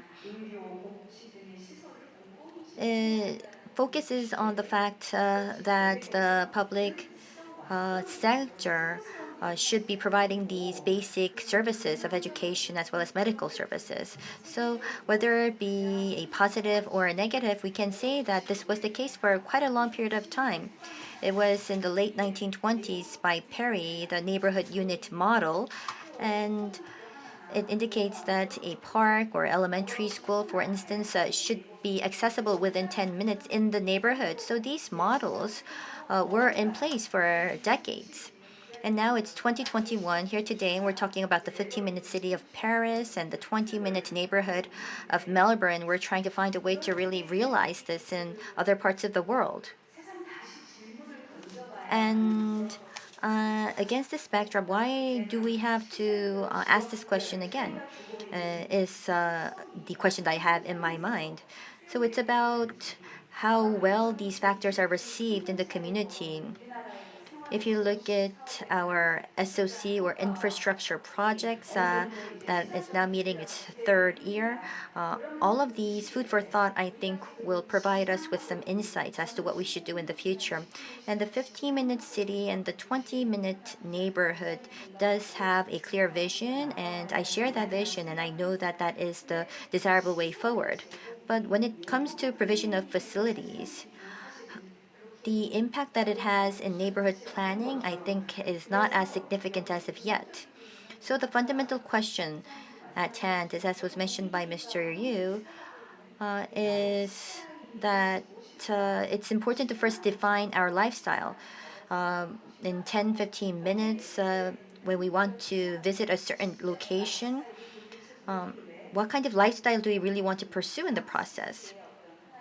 And we're trying to take that as the way forward for a smart city. So then, when we do ask that question, we have to first understand what the citizens want, what the residents want, and the plans need to make sure to reflect the feedback of the citizens. But do we have such a process in place? What I can say is that we're seeing this discourse on enhancing the quality of life, but when we talk about the 10, 15, 20-minute city, the N-minute city, who is the major actor in the process of establishing this such a city? For Korea, if we look at the legislature for neighborhood planning, it's not as robust, and this is not a problem confined to Korea. In Australia, the US, and France, I do know that these 20-minute neighborhoods or cities are currently run as a pilot program. And the structure of the neighborhood planning is not as substantial or robust, as far as I know. Therefore, community design or neighborhood planning is mentioned via discourse. But if we look at the implementation of these notions and the major actors of these concepts are not as clear. So this is the reality that we are facing. We do have the basic plan for cities and for Seoul. We do have the neighborhood plan, and we also have a district planning tool in place. And what we were trying to do was to innovate these units. In addition to that, we have the neighborhood infrastructure project, the smart green plans. So many programs and projects exist right now. But if you look at the scope and scale, if we compare this with the 15-minute and the 20-minute city or the national minimum standard for basic living infrastructure, we need to never forget the fact that it should be based on the everyday lifestyle of our residents. So, for this to be possible, what kind of questions would be valid? So, this was a comment or food for thought that I wanted to share with the panelists. If we look at our learning curve, we're now moving in our fifth year. So maybe next year or 2 years into the future, we may be seeing some evolution to this discourse or this discussion. Thank you very much. 네, 감사합니다. 박수현 교수님. Yes, Professor Park. Well, I did ask the question of the national minimum standard for the basic living infrastructure, but you started to talk about that, but then you went into some fundamental values. In other words, about the lifestyles of citizens. And at the end of the day, it's about placemaking. So then, who will be making that place in the first place? And who will be improving the quality of life? I believe that the major protagonists here would be the citizens, including Professor Moreno. We were able to understand the important role that citizens play in the process. So, if I may add to what you've mentioned, we do have urban planning. And so we have the urban planning, the urban master plan, the urban district planning. But the basic act of city planning is basically the master plan, but maybe we have a wrong impression of this master plan. We may think of this as a development plan. In other words, it may seem as if it is a blueprint to build buildings where and so forth. But what we're trying to do is change the angle to these planning methods. So what we tried to do was introduce another leg to this, which is the urban regeneration strategy or plan. So it's about setting the direction for urban regeneration, and it's also about building the right governance and also enabling the citizens to participate.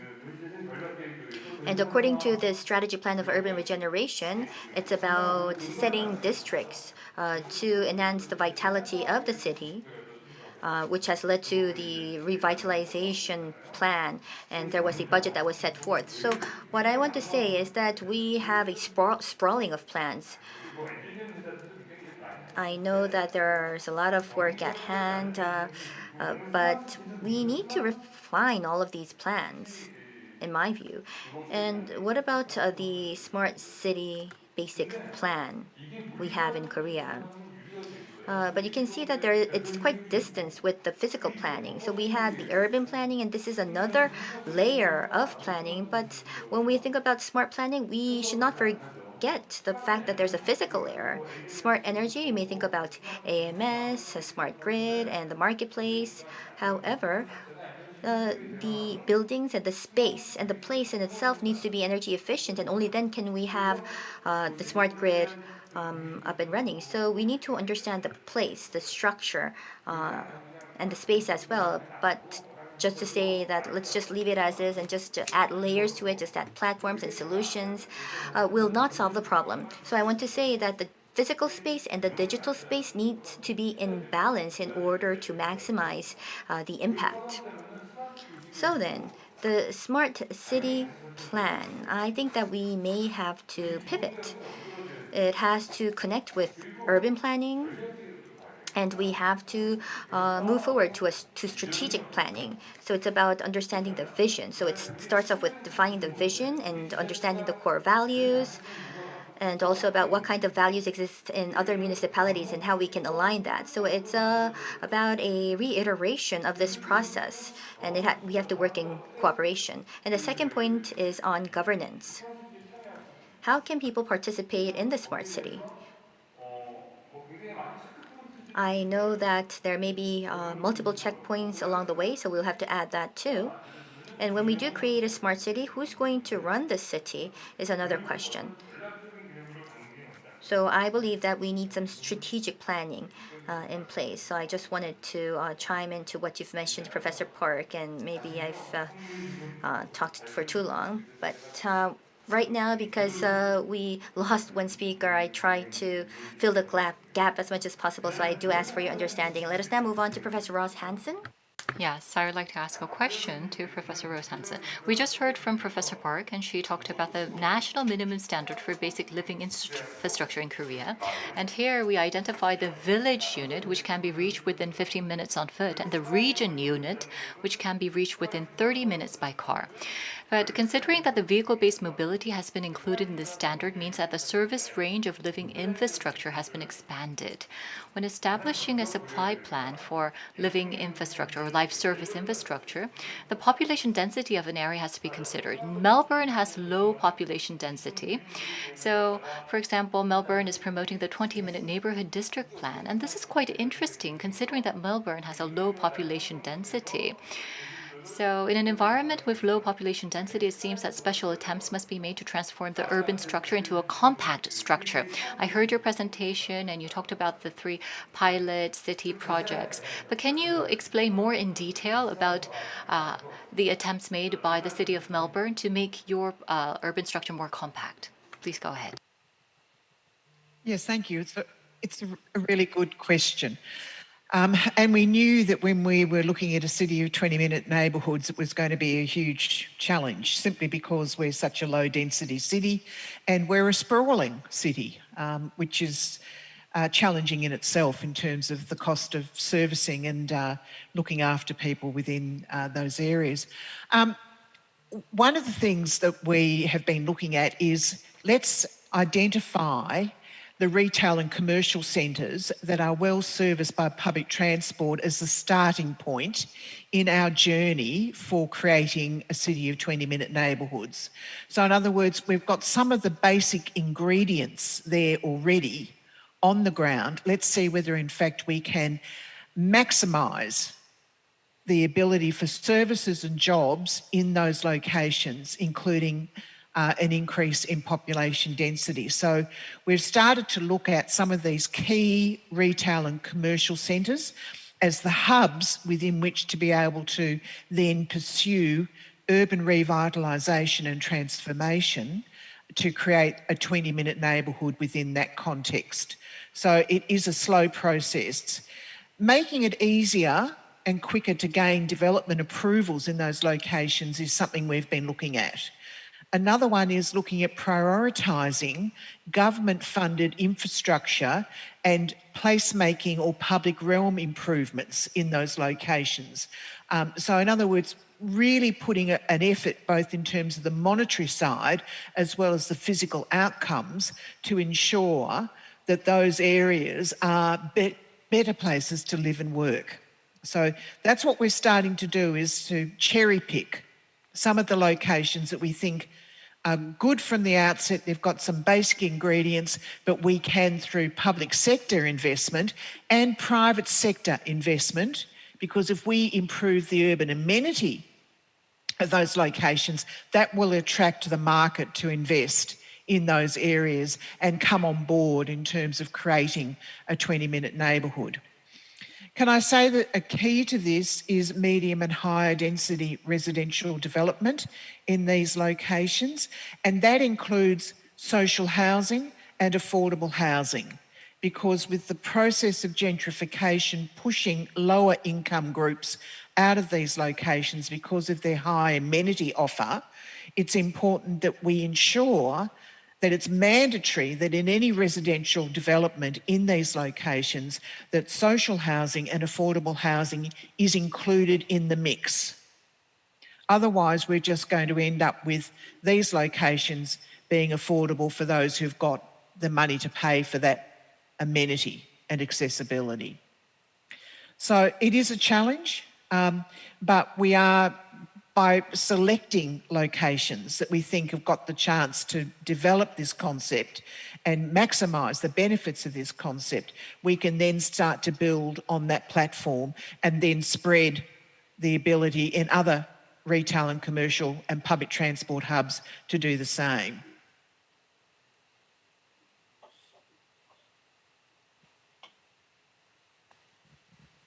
네, 감사합니다. Yes, thank you very much, Professor Rose Hansen. That was very interesting to hear.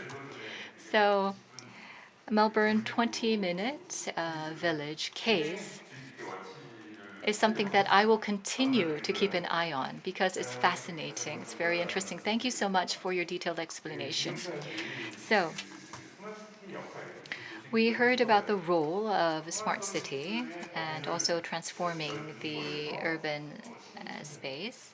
We also talked about the citizens, their role and their participation, that this is needed. Now, I'm sure that LGCNS has something to talk about in this sense, because you provide the services for the smart cities and the City Hub. So, City Hub, I understand that that is an IoT-based platform. And what kind of role does this platform play for innovating the urban structure? Can you briefly talk about that? Yes, thank you very much. Now, before I go into the City Hub platform, I would like to comment on what was just mentioned by Professor Park and also Professor Rose Hansen, because I have a different perspective in some sense. Now, Korea enjoyed a very high growth within a short period of time, but now we've passed that period, and Korea's growth is slowing. So, but still, we're not in that level of welfare, that stage of welfare that is provided by other advanced countries. So we have this issue of unemployment. From the welfare perspective, we have to think about what we can provide from the public sector. But before that, well, I think that the 15-minute city concept and the 20-minute village is about the public sector providing services, the welfare.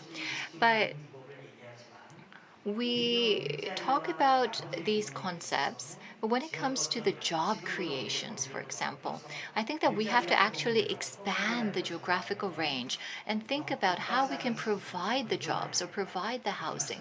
I think that this is the kind of approach that we need. So I also want to talk about university cities. In Korea, there are so many universities, but actually, we don't have enough land or space for housing.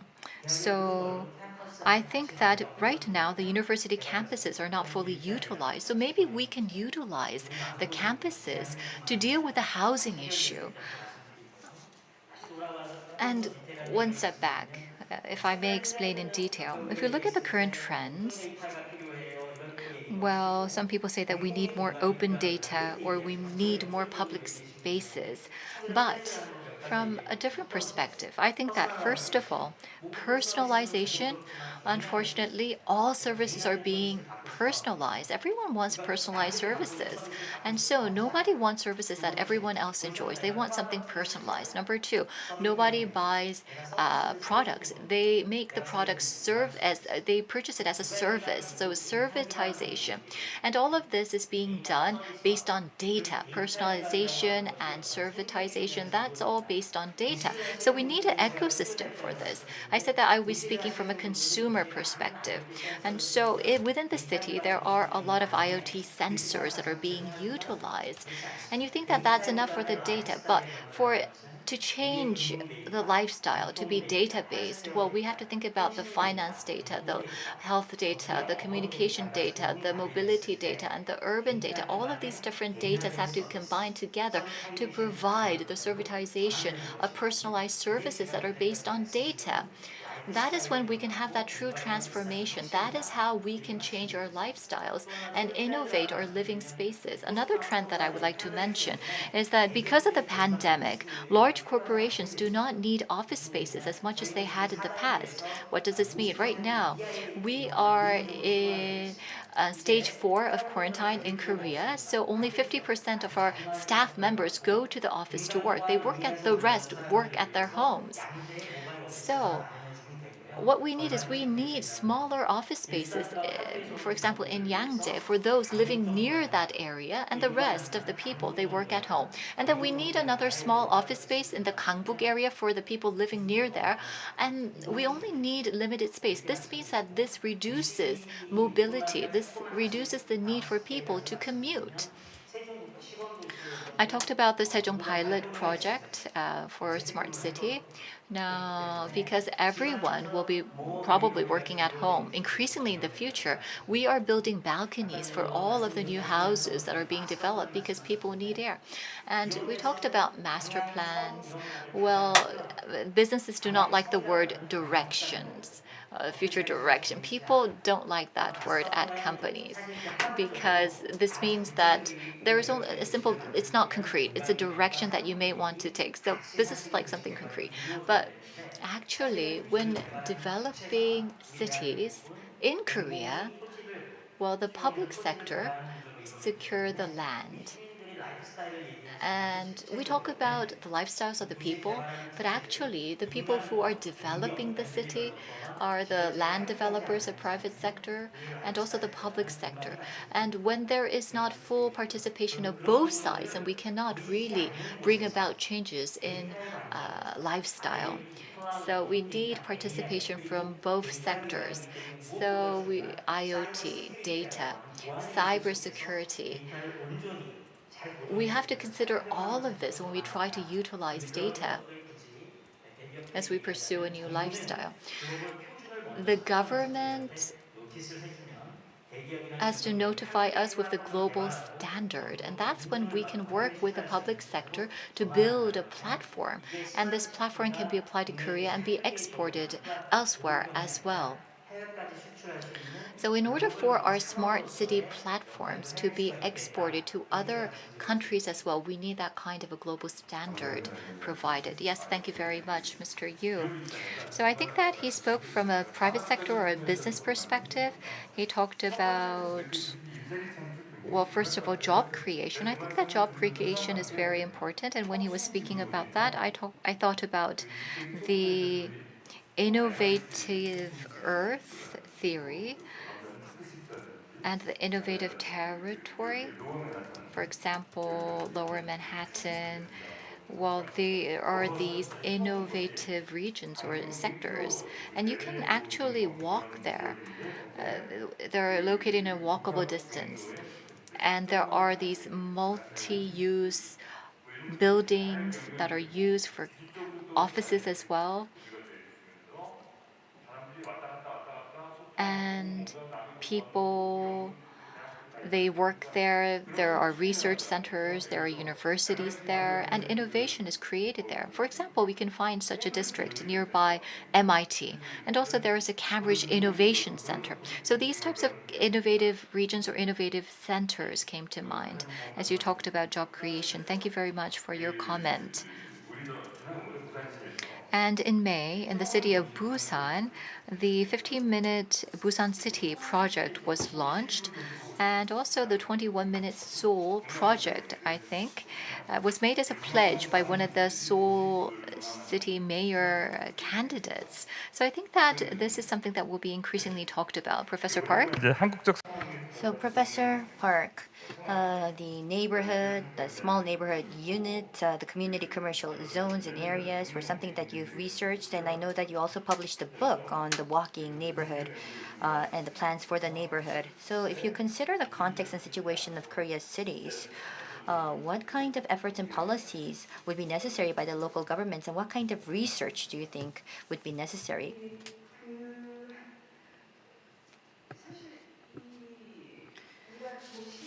Well, with regard to that question, you did mention that just the thing that if we just talk about this as a direction, you've mentioned that that's too obscure. But if we do have a goal or an objective, it's something that has to be agreed upon amongst the citizens. We need a consensus. So scholars have talked about how this should be done. And if we look at the case of Paris, and if we listen to the case of Victoria, you can see that the direction of the public and private sector needs to be agreed upon by the citizens as well. So what we can say is that the ideas from the academia may have to go into the realm of politics, and when we do see a consensus forming with the citizens, then we'll be seeing a momentum. So then, what the private sector do and what the academia should do and what the public sector should do is something that we have to think about. And sometimes I was quite baffled when when we look into these very short distance cities. But then again, if you look at the contents, whichever minutes where we want to target right now, it's about utilizing expertise to create those cities. And we may be going out for surveys to see how people move around, about their routes, but we can also use the GPS system. But in addition to that, we now have these apps on our smartphones, and we now understand a lot of information about the citizens, and the data is getting more refined than ever. And now this information, this data needs to be converted into knowledge so that the public and the private sector can utilize this. We've been seeing overseas references of cases, and there are also national standards that are established by institutes like Audi. But what's more important is understanding the needs of the citizens and how they move around. And to understand that, it's about the local governments and the heads of the local governments to coordinate all that. And as the moderator has mentioned, there are all sorts of plans that are emerging. And what is important is to coordinate all these multiple plans, and the local government need to play that coordinating role and to form a consensus amongst the local citizens. So in this process, we need to understand, is there something new that we need, or is it something that we can do with what we already have? So depending on the local culture, it should be about having that push that's necessary by local leadership, or maybe it's about just forming a democratic consensus. But right now we're seeing this fragmentation of the 15-minute, the 20-minute city, and the 21-minute city. But it's at the end of the day about making sure that we have spatial planning that reflects the needs of the citizens. And how will the local governments do that is the question at hand. And this requires the leadership of local governments, and I think that there are also many technologies developed by the private sector that we can utilize. Maybe there are things that are happening out on the field that we may not know here on stage. In the case of the carrot market, for instance, it's an app that's being used by the neighborhoods for secondhand goods. And there are all sorts of different types of programs that are in operation. And I believe that it's important to move on to the next phase. And if we do want to make that next leap forward, we need to understand the roles that should be played by all of the stakeholders. And it's a difficult question to answer, but I know that we all have our own responsibility. It was a very wise question, but this may be just a foolish answer. But what I can say is that maybe at next year's conference, we may be able to draw upon the insights of other references from the academia, and I hope that we can see more successful examples that we can talk about in the next year's conference. Yes, thank you. You've mentioned a key point here. It's a very difficult question to answer indeed, and we need further discussions on how to approach this challenge. And in lieu of time, we won't be able to engage in further discussions amongst ourselves, but now it's time to move on. And let me now give the floor to our MC, Ms. Moonsori.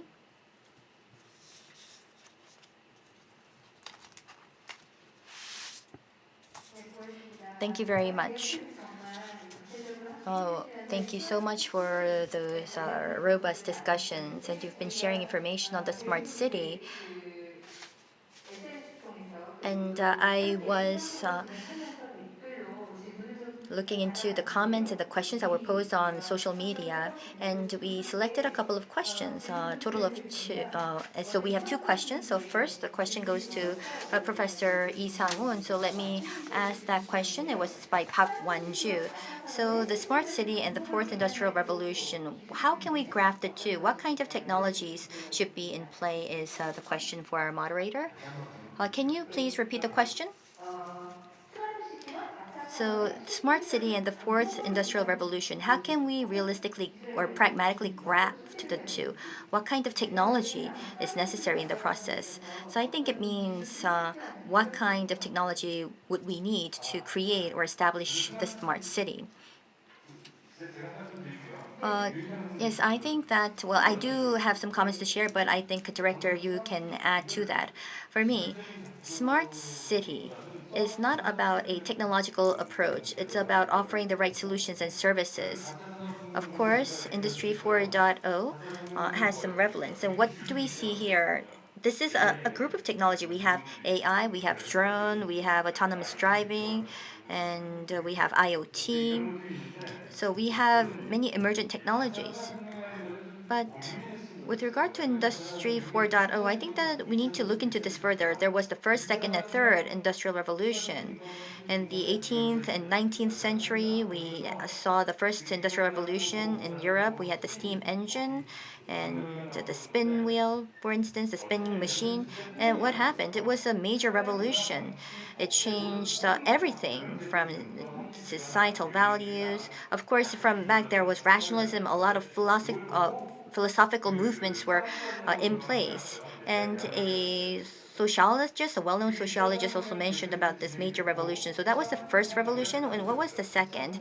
It may be just a name. We had electricity, and the third was on the internet. And we did benefit from all of these waves or movements. And what about the fourth industrial revolution? I find this quite interesting because it is IT based. What happens? It's about changing all of the standards. Ever since the first industrial revolution, throughout the second and third, there were policy objectives and there were philosophical targets that were in place. It was about increasing productivity or increasing output. And the basic fundamental here was the division of labor. Division of labor has led to enhanced productivity, and with the division of labor, it was about enhancing efficiency as well as effectiveness. But what about Industrial 4.0? Of course, we do want to enhance productivity. However, it's not about the division of labor here. It's about convergence. So convergence is possible with IT. Everything that was siloed in the past is now about coupling that all together. So it's about a technological convergence leading to innovation. So smart city, I think, is at the front line. The smart city is at the front line of this convergence. There are many ways to view the smart city. It could be a process or a platform, depending on how you look at it. But nevertheless, smart city is about a convergent process that leads to innovation. And it's also about changing the living patterns of citizens. So it's an important policy tool. So I may be rambling on right now, but my view of an Industrial 4.0 and smart city is quite different, so I did want to make that clear. And maybe, Mr. Yu, would you like to add? Yes, if I add on one thing, fourth industrial in a revolution is in becoming intelligent. So making everything intelligent, and all of the technologies are actually the factor technologies. And the person who asked the question might be a student or might be from businesses. But anyhow, the fourth industrial revolution means about opening an era of intelligence. And having said that, what do I have to prepare? Now, I think that a verified technology will be used in this new era. And so you don't really need high-end new technology. Rather, you need to develop services that provides good value for your money. And I think that the market for that kind of service is larger. But UAM, well, people say that this will be used by the general public around 2030.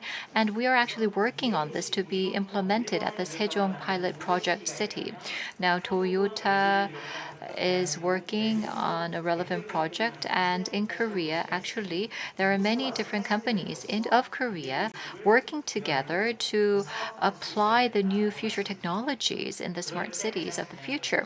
And so, what is most important here is not technology, but actually finance. The financial resources are most important. So I think that technology alone will not be able to develop or bring about all these advances. You need the financing. And also, with that, we will be able to provide smart services to the people so that people can really feel for themselves the advancement of technology and really enjoy the high-end services. Yes, thank you very much. So, smart city is not just about technology alone. He just said that there has to be many different fields and sectors working together to realize the smart city of the future. So they both talked about services, and Ms. Kim Jin-hee asked a question. The Korean cities, well, today we're talking about how we can transform cities, but the Korean cities, in order to transform the urban structure, what kind of smart city policies and support is needed? This is a question directed to Mr. Yu. Well, if you look at the existing cities and also if you look at the existing local municipalities, if you look at them, you will see that with the authorities given to them alone, we cannot really transform the city structure, like I said before. Well, for example, we're here at Gyeonggi Province, and there is the Gyeonggi Development Company, and then in Seoul there is SH Corporation. So there is a separate housing corporation for Gyeonggi-do, and so each local municipality has a separate corporation for development. Now, within this structure, for designing and creating and developing these cities, well, we have to have the local municipalities and the land developers and also the private sector. The private sector financiers have to work together in a seamless manner, because if you develop something but the operation is done by another entity, then the approach might be different compared to when you are in charge of everything. So I think that the method that we used in the past for providing and building cities are no longer effective in the current day and age here in Korea. So I think that we need a change. We have to utilize, of course, the capacity of the public sector and the experience that it has in developing the cities, but also at the same time, the private sector has to jump in. So we need, for example, a PPP, a private-public partnership. So we need a change in the way that we develop cities, because with the existing model, we really cannot come up with innovative city structures. Yes, thank you very much. And a lot of people have been emphasizing the participation of the citizens, the people. And so in the new smart cities that will be developed, it was mentioned that we actually need the participation of the public sector, utilizing its past experience and expertise, plus the participation of the private sector. So everyone has to join together, all of the different stakeholders. So we have Professor Rose Hansen from Australia, and we have a question for you. So let me read the question. 네. 들리시죠? 로즈 한생. Professor Rose Hansen, can you hear me? Yes, there is a question. 한국의 Yes. Kim Sang-hoon has raised a question for you to answer. Smart cities that are human-centered, that is what we are trying to develop.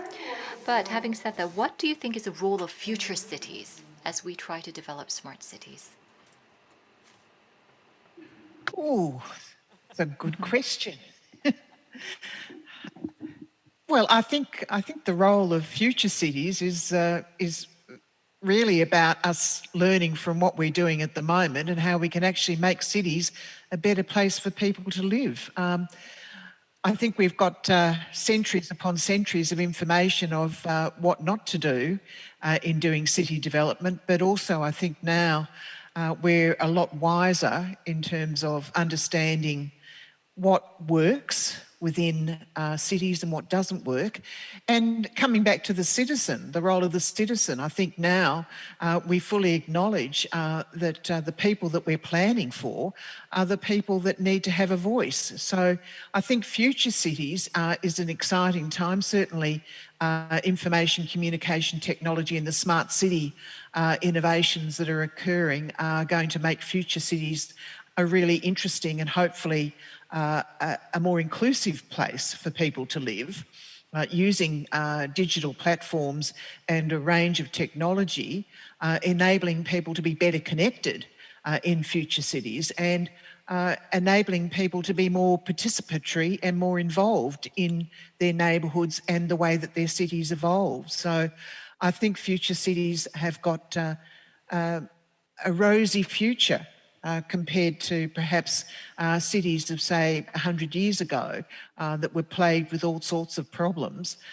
We're now in a situation with our knowledge and innovation to be able to create future cities that are a better place to live and also a better place to work. 네, 고맙습니다. Yes, thank you very much. So, a place where we can enjoy a better life and a place where we can enjoy greater safety as we continue our lives will be the cities that we will live in the future. I do believe that that will be the innovative cities that we can expect in the future. And thank you very much for your answer. So we do have members in the audience here. So if you have any questions, please raise your hand and our staff will hand over a microphone to you. Please speak into the microphone. Is there anyone with a question? We have been talking about city and urban innovation. Do you have any questions related to this topic? I think that the participants seem quite satisfied with what they were able to learn today. So why don't we raise one more question that we received through our online channel? It's directed to Professor Park. 양정수님. This question was posed by Yang Jong-sun. So when we want to innovate the city through the smart city model, what are the key considerations for municipalities? I do believe that, Director, you did briefly mention this point, but Professor Park, what's your take on this question, please? So what should the municipalities do is the question. I'm not sure whether I'm in the position to provide you with any advice. But Korea, for decades, as Mr. US mentioned, you can see that we've been seeing our cities develop and grow at a rapid pace in Korea.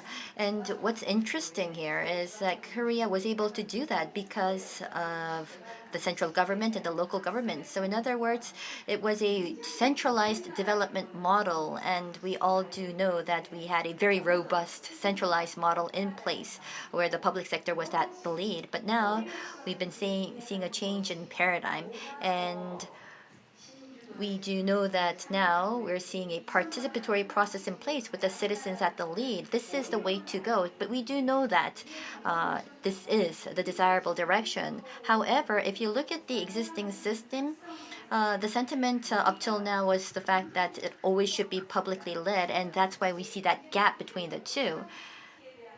And the smart city approaches that we're seeing is what's required right now, and we do see that already impacting our everyday life. Relevant to that, we all do understand that there is a different role that the public sector should play. But this compact history of development has made it very difficult for us to implement what we know in our head to actually implement that out on the field. So what I want to say is that innovation in words need to be translated into action. And what kind of efforts would be necessary to do that is what we need to work on. In other words, we all knew that we need urban transformation, and I remember there was the term mindset that was mentioned in the presentation by our professor from Paris. And this, I think, makes me come to think about the change or the innovation of our mindset. This pertains to everyone, all stakeholders, including academia, research, as well as in public and private sector. So I want to say that we need this innovation of the mindset. So would that be possible is the question that I would like to pose to the person that asked me the question in the first place. Yes, well, the smart city is about creating together. So you did pose another question, but I think that it's a good food for thought for us to see how we can create such a city. So it was the same case for Barcelona and Paris, and it was about citizens' participation, and the smart city requires the participation of the citizens, and we really need to break away from this process of being too much centered on the public sector. Thank you very much for joining us in the discussions. And I would like to particularly extend my gratitude to Professor Rose Henson from the University of Melbourne. Thank you very much. And a big round of applause, please, for Professor Henson for really joining us till the very end despite the time difference. Thank you so much. And Professor Lee, thank you for moderating the session. And a big round of applause to our panelists as well. Thank you for enlightening us with your insight. Thank you. And I believe that all of your views, your opinions, ideas will be gathered together to create a true and desirable smart city in the future. Thank you very much for joining us till the very end. And the Smart City Top Agenda Symposium now will be brought to a close. However, the 5th World Smart City Expo will continue on till the 10th of September, so please join us both on and offline. in the various programs prepared. Thank you very much for your participation. Thank you.